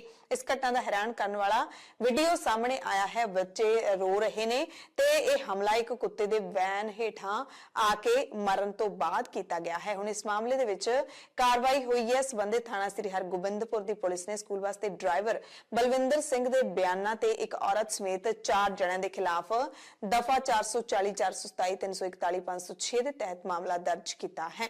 ਮਾਮਲੇ ਦੀ ਜਾਂਚ ਕੀਤੀ ਜਾ ਰਹੀ ਹੈ। ਦਰਅਸਲ ਗੁਰਦਾਸਪੁਰ ਦੇ ਅਧੀਨ ਪੈਂਦੇ ਪਿੰਡ ਹਰਚੋਵਾਲ ਦੇ ਵਿੱਚ ਇਹ ਘਟਨਾ ਵਾਪਰੀ ਹੈ। ਡਰਾਈਵਰ ਨੇ ਦੱਸਿਆ, ਬੱਸ ਦੇ ਡਰਾਈਵਰ ਨੇ, ਕਿ ਉਹ ਤੰਗ ਗਲੀਆਂ ਦੇ ਵਿੱਚ ਘੱਟ ਸਪੀਡ ਤੇ ਗੱਡੀ ਚਲਾ ਕੇ ਜਾ ਰਿਹਾ ਸੀ, ਬੱਚਿਆਂ ਨੂੰ ਛੱਡਣ ਜਾ ਰਿਹਾ ਸੀ ਜਾਂ ਲੈਣ ਜਾ ਰਿਹਾ ਸੀ, ਇਸ ਬਾਰੇ ਜਾਣਕਾਰੀ ਨਹੀਂ ਮਿਲੀ ਹੈ। ਇਸ ਦੌਰਾਨ 2 ਕੁੱਤੇ ਲੜਦੇ ਬੱਸ ਦੇ ਮੂਹਰੇ ਆ ਗਏ। ਡਰਾਈਵਰ ਨੇ ਬ੍ਰੇਕ ਲਾਉਣ ਦੀ ਕੋਸ਼ਿਸ਼ ਕੀਤੀ ਪਰ ਇੱਕ ਕੁੱਤਾ ਵੈਨ ਦੇ ਹੇਠਾਂ ਆ ਕੇ ਮਰ ਗਿਆ। ਕੁਝ ਮਿੰਟਾਂ ਦੇ ਵਿੱਚ ਕੁਝ ਨੌਜਵਾਨ ਤਲਵਾਰਾਂ ਲੈ ਕੇ ਆ ਗਏ ਤੇ ਵੈਨ ਦੇ ਉੱਤੇ ਹਮਲਾ ਕਰਨਾ ਸ਼ੁਰੂ ਕਰ ਦਿੱਤਾ। ਬੱਚੇ ਅੰਦਰ ਬੈਠੇ ਡਰ ਗਏ। ਚੀਕ ਚਿਹਾੜਾ ਸ਼ੁਰੂ ਹੋ ਗਿਆ ਕਿਉਂਕਿ ਸਾਰੇ ਬੱਚੇ 6 ਤੋਂ 7 ਸਾਲ ਦੀ ਉਮਰ ਦੇ ਸਨ। ਨੌਜਵਾਨਾਂ ਦਾ ਆਪਣਾ ਤਰਕ ਸੀ ਕਿ ਉਹਨਾਂ ਦਾ 50,000 ਦਾ ਕੁੱਤਾ ਸਕੂਲ ਵੈਨ ਦੇ ਡਰਾਈਵਰ ਨੇ ਮਾਰ ਦਿੱਤਾ। ਫਿਰ ਪਿੰਡ ਵਾਲੇ ਇਕੱਠੇ ਹੋਏ, ਉਹਨਾਂ ਨੇ ਕਿਵੇਂ ਨਾ ਕਿਵੇਂ ਕਰਕੇ ਇਹਨਾਂ ਨੌਜਵਾਨਾਂ ਨੂੰ ਸ਼ਾਂਤ ਕੀਤਾ। ਕਾਫੀ ਦੇਰ ਤੱਕ ਹੰਗਾਮਾ ਹੁੰਦਾ ਰਿਹਾ ਤੇ ਜੋ ਹਥਿਆਰ ਵੀਡੀਓ ਦੇ ਵਿੱਚ ਦੇਖੇ ਜਾ ਸਕਦੇ ਨੇ, ਅੰਦਾਜ਼ਾ ਲਾਇਆ ਜਾ ਸਕਦਾ ਹੈ ਕਿ ਕਿਵੇਂ ਇੱਕ ਕੁੱਤੇ ਦੀ ਖਾਤਰ ਬੱਚਿਆਂ ਦੀ ਕੋਈ ਪਰਵਾਹ ਨਹੀਂ ਕੀਤੀ ਗਈ। ਜੇ ਪਾਲਤੂ ਕੁੱਤਾ ਹੈ ਤਾਂ ਉਸ ਨੂੰ ਘਰ ਦੇ ਵਿੱਚ ਤੁਸੀਂ ਸੇਫ ਰੱਖ ਸਕਦੇ ਹੋ, ਸੁਰੱਖਿਅਤ ਰੱਖੋ। ਤੇ ਜੇ ਬਾਹਰ ਗਲੀ ਦੇ ਵਿੱਚ ਕੋਈ ਵਾਹਨ ਜਾ ਰਿਹਾ ਹੈ, ਉਸ ਤੇ ਮੂਹਰੇ ਜਾਨਵਰ ਆ ਕੇ ਮਰ ਜਾਂਦਾ ਹੈ ਤਾਂ ਉਸ ਤੋਂ ਬਾਅਦ ਬੱਚਿਆਂ ਦੇ ਨਾਲ ਇਹੋ ਜਿਹਾ ਵਿਵਹਾਰ ਕਰਨਾ ਕਿਸੇ ਵੀ ਤਰੀਕੇ ਦੇ ਨਾਲ ਜਾਇਜ਼ ਨਹੀਂ ਹੈ। ਹਾਲਾਂਕਿ ਜਾਨ ਹਰੇਕ ਦੀ ਕੀਮਤੀ ਹੁੰਦੀ ਹੈ, ਲੋਕਾਂ ਦਾ ਆਪਣੇ ਪਾਲਤੂ ਕੁੱਤਿਆਂ ਦੇ ਨਾਲ ਬੜਾ ਪਿਆਰ ਹੁੰਦਾ, ਇਹਦੇ ਵਿੱਚ ਕੋਈ ਸ਼ੱਕ ਨਹੀਂ ਹੈ। ਪਰ ਇਹ ਘਟਨਾ ਸੱਚਮੁੱਚ ਹੈਰਾਨ ਕਰਨ ਵਾਲੀ ਹੈ, ਕਿਉਂਕਿ ਜਿਹੜਾ ਹਮਲਾਵਰ ਨੌਜਵਾਨ ਉਹ ਲਗਾਤਾਰ ਇਹੀ ਬੋਲ ਰਿਹਾ ਸੀ ਕਿ ਉਸ ਦਾ 50,000 ਦਾ ਕੁੱਤਾ ਮਾਰਤਾ, ਪਰ ਜਿਹੜੇ ਅੰਦਰ ਬੱਚੇ ਸਹਿਮ ਗਏ ਸੀ ਇੰਨੇ ਤੇਜ਼ਧਾਰ ਹਥਿਆਰ ਦੇ ਕੇ, ਉਸ ਦੀ ਪਰਵਾਹ ਕਿਉਂ ਨਹੀਂ ਸੀ, ਇਹ ਸਵਾਲ ਜ਼ਰੂਰ ਉੱਠਦਾ ਹੈ। ਪੰਜਾਬ ਦੇ ਮੁੱਖ ਮੰਤਰੀ ਭਗਵੰਤ ਮਾਨ ਨੇ ਮੰਗਲਵਾਰ ਨੂੰ ਅੰਮ੍ਰਿਤਸਰ ਦੇ ਵਿੱਚ ਕਾਰੋਬਾਰੀਆਂ ਦੇ ਨਾਲ ਮੁਲਾਕਾਤ ਕੀਤੀ। ਇਸ ਮੌਕੇ ਮਾਨ ਨੇ ਪਵਿੱਤਰ ਸ਼ਹਿਰ ਦੇ ਵਿੱਚ ਅਤੇ ਸ਼ਹਿਰ ਦੇ ਆਲੇ ਦੁਆਲੇ ਸੈਰ ਸਪਾਟੇ ਦੇ ਖੇਤਰ ਵਿੱਚ ਨਿਵੇਸ਼ ਕਰਨ ਦੇ ਲਈ ਸਾਰੇ ਕਾਰੋਬਾਰੀਆਂ ਨੂੰ ਖੁੱਲ੍ਹਾ ਸੱਦਾ ਦਿੱਤਾ। ਮਾਨ ਨੇ ਕਿਹਾ ਕਿ ਅਸੀਂ ਸ਼ਹਿਰ ਨੂੰ ਸੈਰ ਸਪਾਟੇ ਦੇ ਮਾਡਲ ਵਜੋਂ ਵਿਕਸਿਤ ਕਰਨਾ ਚਾਹੁੰਦੇ ਹਾਂ। ਹੁਣ ਪਹਿਲਾਂ ਵਾਂਗ ਇੰਡਸਟਰੀ ਲਾਉਣ ਲਈ ਦਫ਼ਤਰਾਂ ਦੇ ਚੱਕਰ ਨਹੀਂ ਮਾਰਨੇ ਪੈਣਗੇ, ਦਾਅਵਾ ਕੀਤਾ। ਇੱਕ ਹਰੇ ਰੰਗ ਦਾ ਸਟਾਂਪ ਪੇਪਰ ਕਹਿੰਦੇ ਅਸੀਂ ਜਾਰੀ ਕਰਾਂਗੇ। ਵਿਭਾਗੀ ਤੇ ਕਾਗਜ਼ੀ ਕੰਮ ਉਸੇ ਪੇਪਰ ਨਾਲ ਪੰਜਾਬ ਦੇ ਵਿੱਚ ਹੋਵੇਗਾ। ਮੁੱਖ ਮੰਤਰੀ ਨੇ ਦਾਅਵਾ ਕੀਤਾ ਕਿ ਲੀਕ ਤੋਂ ਹਟਵੇਂ ਵਿਚਾਰਾਂ ਦੇ ਨਾਲ ਪੰਜਾਬ ਛੇਤੀ ਹੀ ਦੇਸ਼ ਭਰ ਦੇ ਵਿੱਚੋਂ ਮੋਹਰੀ ਸਨਅਤੀ ਸੂਬਾ ਬਣ ਕੇ ਉਭਰੂਗਾ। ਮੁੱਖ ਮੰਤਰੀ ਨੇ ਇਹ ਵੀ ਕਿਹਾ ਕਿ ਸਾਡਾ ਸੂਬਾ ਪੰਜਾਬ ਇਸ ਗੱਲੋਂ ਖੁਸ਼ਕਿਸਮਤ ਹੈ ਕਿ ਇੱਥੇ ਬਹੁਤ ਸਾਰੇ ਕੁਦਰਤੀ ਸਰੋਤ ਨੇ ਜਿਨ੍ਹਾਂ ਨੂੰ ਕੌਮਾਂਤਰੀ ਸੈਲਾਨੀਆਂ ਦੇ ਲਈ ਸੈਰਗਾਹਾਂ ਦੇ ਵਜੋਂ ਵਿਕਸਿਤ ਕੀਤਾ ਜਾ ਰਿਹਾ ਹੈ। ਸੂਬਾ ਸਰਕਾਰ ਕਹਿੰਦੇ ਰਣਜੀਤ ਸਾਗਰ ਡੈਮ, ਚੋਹਾਲ ਡੈਮ, ਨੂਰਪੁਰ ਬੇਦੀ ਤੇ ਹੋਰ ਥਾਵਾਂ ਨੂੰ ਆਧੁਨਿਕ ਸੈਰਗਾਹਾਂ ਵਜੋਂ ਵਿਕਸਿਤ ਕਰਨ ਦੇ ਲਈ ਪੁਖਤਾ ਤਜਵੀਜ਼ ਲਿਆ ਰਹੀ ਹੈ, ਜਿਸ ਨਾਲ ਸੂਬੇ ਨੂੰ ਕੌਮਾਂਤਰੀ ਸੈਰ ਸਪਾਟੇ ਦੇ ਨਕਸ਼ੇ ਦੇ ਉੱਤੇ ਲਿਆਂਦਾ ਜਾ ਸਕੇਗਾ।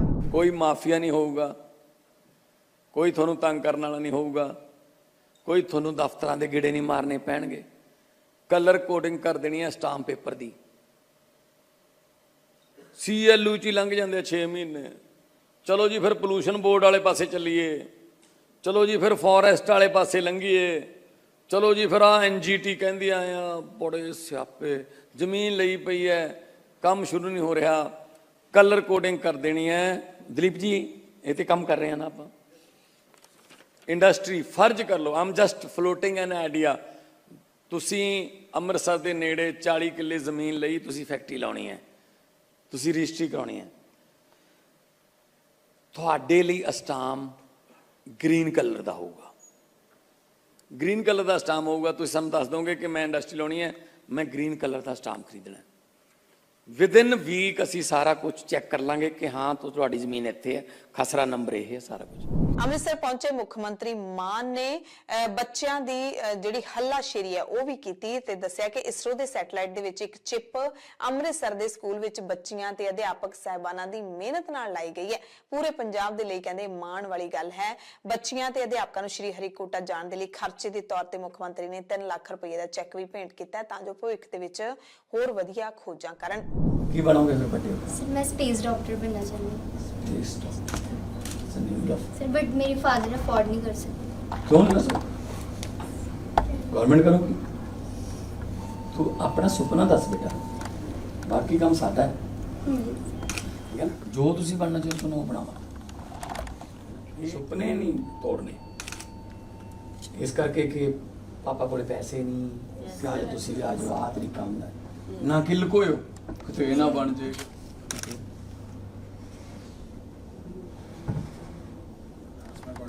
सर ਨੂੰ ਦੱਸਣਾ ਚਾਹਾਂਗਾ ਸਰ ਕੈਮਿਸਟਰੀ ਦੇ ਟੀਚਰ ਨੇ। जो तक ਤੁਹਾਨੂੰ एक्सपीरियंस होगा तब तक बाल चढ़ जाएंगे, फिर काम की तक अच्छा और एक्सपीरियंस भी हो गया है, टेस्टिंग भी हो गई और एक्सपीरियंस ਇਹਨਾਂ ਨੇ ਕੀਤਾ ਔਰ ਕੋਈ ਇੱਕ ਦਿਨ ਵਾਲਾ ਸੁਣ ਕੇ ਅੱਧੇ ਦਿਨ ਚ ਵੀ ਕਰ ਲੂਗਾ ਬਸ।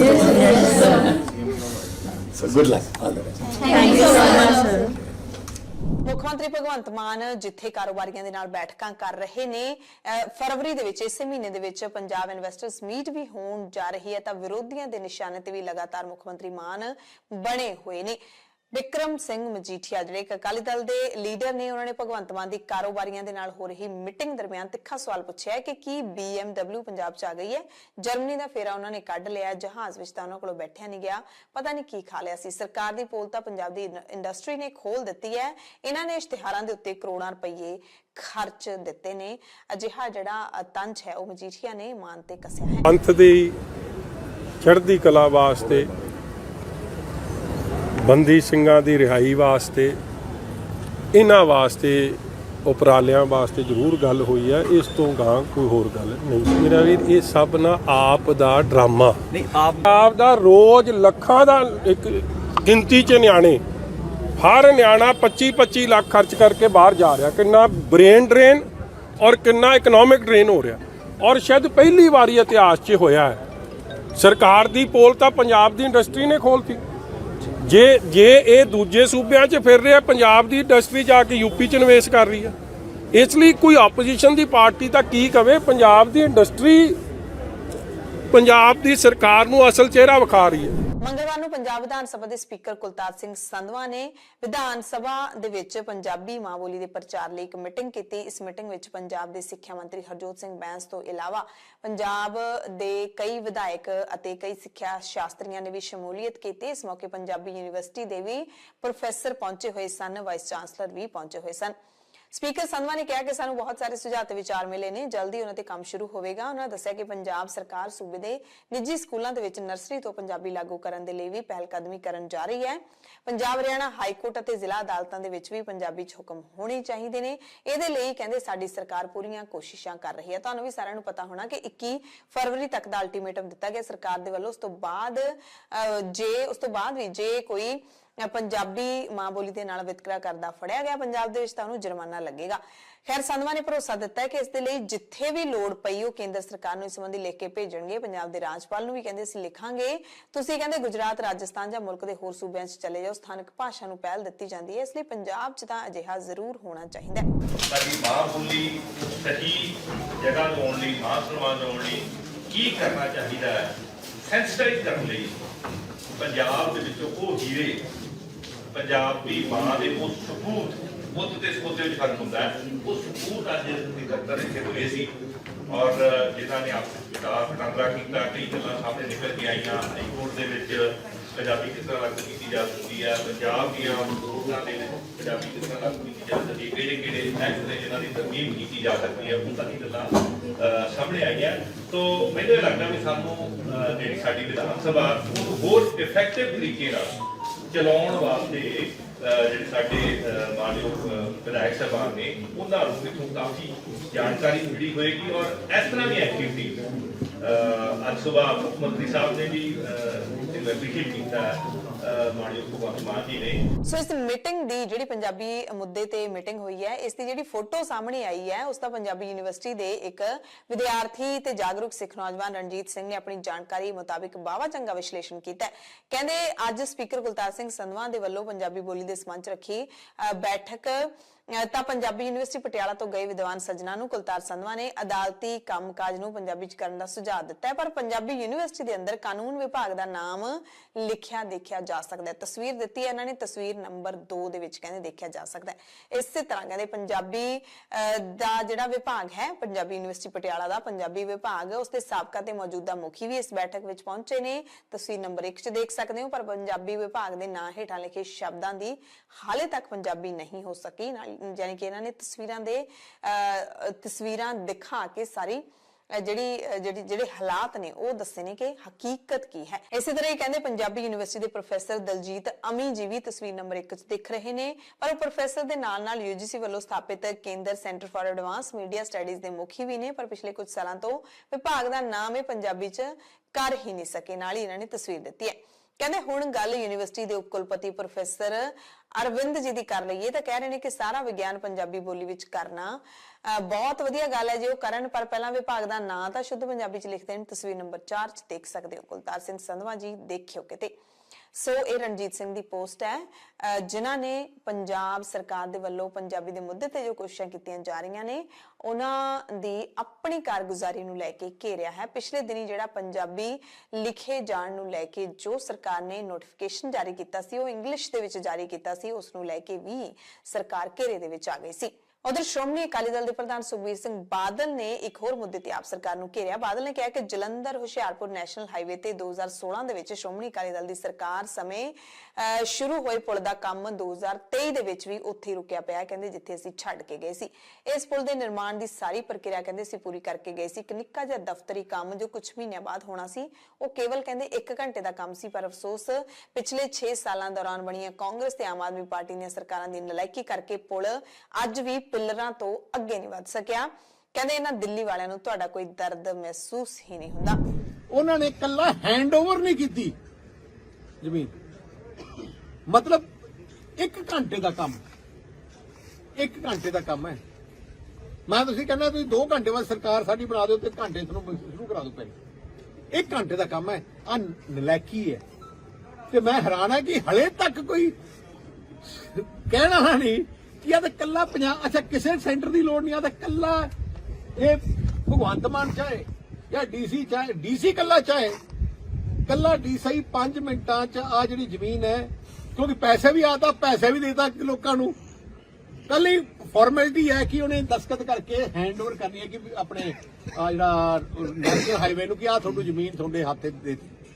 ਜਿਨ੍ਹਾਂ ਦਾ ਪੋਜੀਸ਼ਨ ਨਹੀਂ ਦਿੰਦੇ ਉਹ ਬਣਾ ਨਹੀਂ ਸਕਦੇ, ਪੋਜੀਸ਼ਨ ਹੀ ਨਹੀਂ ਦਿੱਤਾ, ਕੋਈ ਰੌਲਾ ਨਹੀਂ। ਐਰੀਆ ਨੇ ਲਿਖੀ ਹੈ ਆਪਣੇ ਟਾਈਮ 'ਚ ਸੜਕਾਂ ਬਣੀਆਂ ਕਿਵੇਂ, ਸਾਰਾ ਇੰਨਾ ਕਿਵੇਂ ਹੋਇਆ, ਕਿਉਂਕਿ ਹਰ ਸੋਮਵਾਰ ਮੈਂ ਮੀਟਿੰਗ ਕਰਦਾ ਸੀ, ਹਰ ਸੋਮਵਾਰ ਦੇਖਦਾ ਕਿੰਨੇ ਕਿੰਨੇ ਕਿੱਥੇ ਅੜੀਆਂ ਕੰਮ ਕਿੱਥੇ ਕਮ ਹੈ, ਕੱਢੋ ਕੱਢੋ ਕੱਢੋ ਕੱਢੋ ਕੱਢੋ।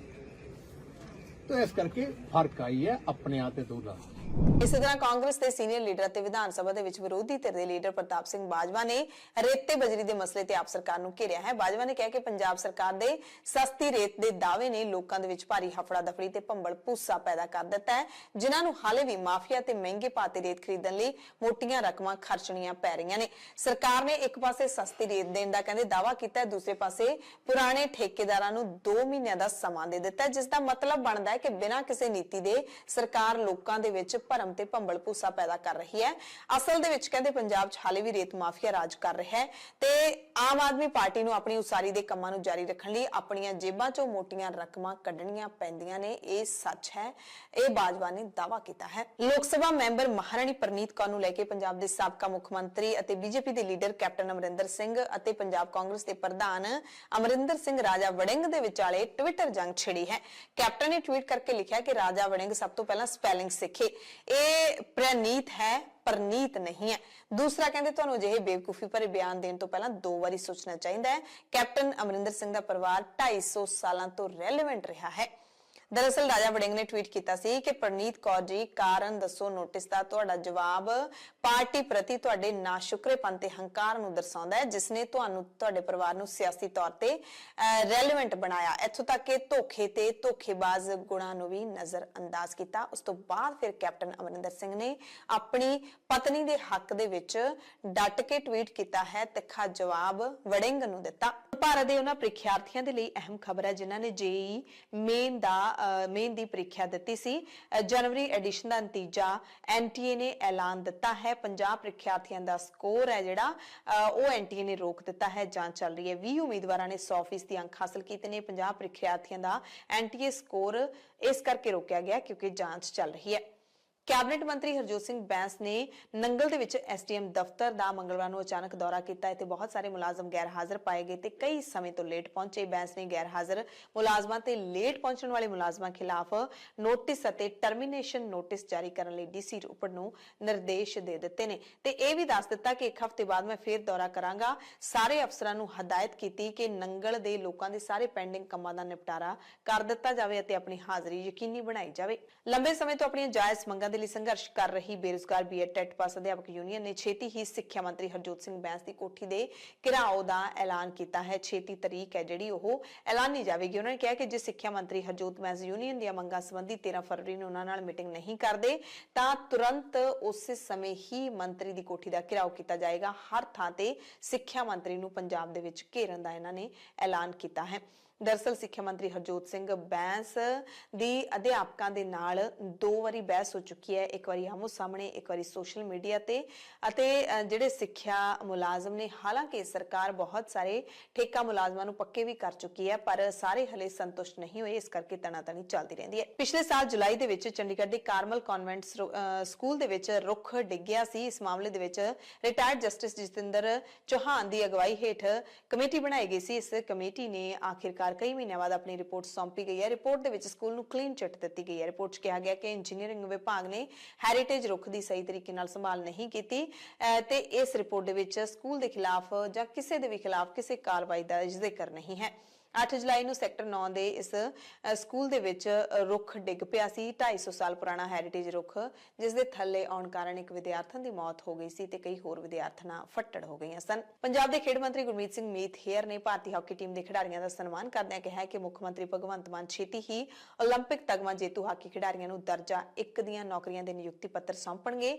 ਹਾਕੀ ਵਿੱਚ ਪੰਜਾਬ ਮੁਲਕ ਦੀ ਅਗਵਾਈ ਕਰਦਾ ਰਹੇਗਾ।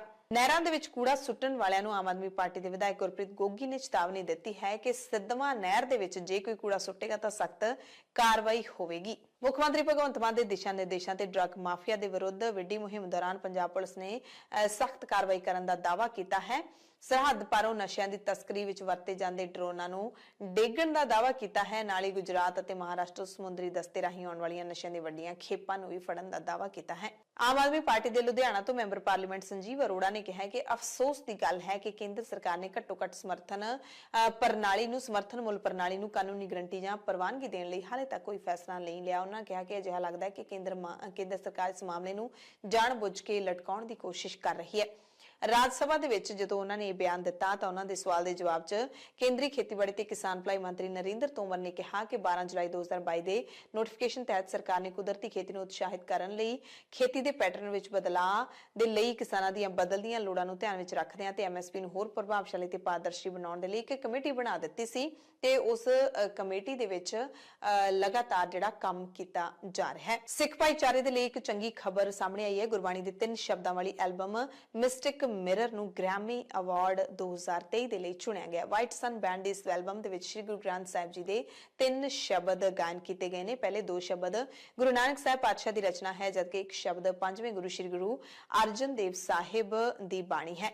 ਗੁਰਬਾਣੀ ਦਾ ਗਾਇਨ ਹਰਜੀਵਨ ਖਾਲਸਾ, ਐਡਮ ਬੇਰੀ, ਦਸਤਾਰਧਾਰੀ ਗੁਰਜਸ ਖਾਲਸਾ ਨੇ ਕੀਤਾ ਹੈ। ਇਸ ਦੇ ਲਈ ਉਹਨਾਂ ਨੂੰ ਗ੍ਰੈਮੀ ਪੁਰਸਕਾਰ ਮਿਲਿਆ ਹੈ।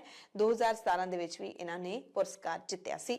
ਚੰਡੀਗੜ੍ਹ ਤੋਂ ਖਬਰ ਹੈ, ਜਿੱਥੇ ਨਾਲ ਲੱਗਦੇ ਨਇਆ ਗਾਉਂ ਦੇ ਵਿੱਚ ਇੱਕ ਮਾਂ ਨੇ 3 ਦਿਨ ਪਹਿਲਾਂ ਆਪਣੀ ਜੰਮੀ ਬੱਚੀ ਨੂੰ ਜ਼ਮੀਨ ਦੇ ਵਿੱਚ ਜਿਉਂਦੇ ਦੱਬ ਦਿੱਤਾ ਹੈ, ਜਿਸ ਤੋਂ ਬਾਅਦ ਪੁਲਿਸ ਨੇ ਬੱਚੀ ਨੂੰ ਜ਼ਮੀਨ ਚੋਂ ਬਾਹਰ ਕੱਢ ਕੇ ਪੀਜੀਆਈ ਚੰਡੀਗੜ੍ਹ ਦੇ ਵਿੱਚ ਦਾਖਲ ਕਰਵਾਇਆ, ਪਰ ਡਾਕਟਰਾਂ ਨੇ ਬੱਚੀ ਨੂੰ ਮ੍ਰਿਤਕ ਐਲਾਨ ਦਿੱਤਾ। ਪਤੀ ਦੀ ਸ਼ਿਕਾਇਤ ਦੇ ਆਧਾਰ ਤੇ ਪੁਲਿਸ ਨੇ ਇਸ ਔਰਤ ਨੂੰ, ਬੱਚੀ ਦੀ ਮਾਂ ਨੂੰ ਗ੍ਰਿਫਤਾਰ ਕਰ ਲਿਆ। ਔਰਤ ਨੂੰ ਦਰਅਸਲ ਕਹਿੰਦੇ ਭਰਮ ਸੀ ਕਿ ਬੱਚਾ ਜਾਦੂ ਟੂਣੇ ਕਰਕੇ ਉਸਦੀ ਕੁੱਖ 'ਚ ਆਇਆ ਹੈ। ਦੋਵੇਂ ਪਤੀ ਪਤਨੀ ਯੂਪੀ ਦੇ ਰਹਿਣ ਵਾਲੇ ਸਨ। ਔਰਤ ਡਿਪਰੈਸ਼ਨ ਦਾ ਵੀ ਸ਼ਿਕਾਰ ਦੱਸੀ ਜਾਂਦੀ ਹੈ, ਇਸੇ ਕਰਕੇ ਉਸਨੇ ਇਸ ਘਟਨਾ ਨੂੰ ਅੰਜਾਮ ਦਿੱਤਾ। ਜ਼ਾਹਿਰ ਤੌਰ ਤੇ ਮੰਨਿਆ ਵੀ ਜਾ ਸਕਦਾ ਹੈ ਕਿ ਜਿਹੜਾ ਕੋਈ ਮਾਨਸਿਕ ਰੋਗੀ ਹੈ, ਜੇ ਮਾਂ ਮਾਨਸਿਕ ਰੋਗੀ ਹੋਵੇ ਫਿਰ ਵੀ ਸ਼ਾਇਦ ਉਹ ਅਜਿਹਾ ਕੰਮ ਨਾ ਕਰੇ, ਤੇ ਜੇ ਕੰਮ ਕਰਦੀ ਵੀ ਹੈ ਤਾਂ ਉਹ ਜ਼ਾਹਿਰ ਤੌਰ ਤੇ ਬਹੁਤ ਹੀ ਸਨਕੀ ਕਿਸਮ ਦੀ ਮਾਂ ਹੋਵੇਗੀ। ਪੰਜਾਬ ਦੀਆਂ ਖਾਸ ਖਬਰਾਂ ਦੇ ਖਾਸ ਬੁਲੇਟਿਨ ਦੇ ਵਿੱਚ ਤੁਹਾਡੇ ਸਭ ਤੋਂ ਇਜਾਜ਼ਤ ਚਾਹੁੰਦੇ ਹਾਂ। ਧੰਨਵਾਦ।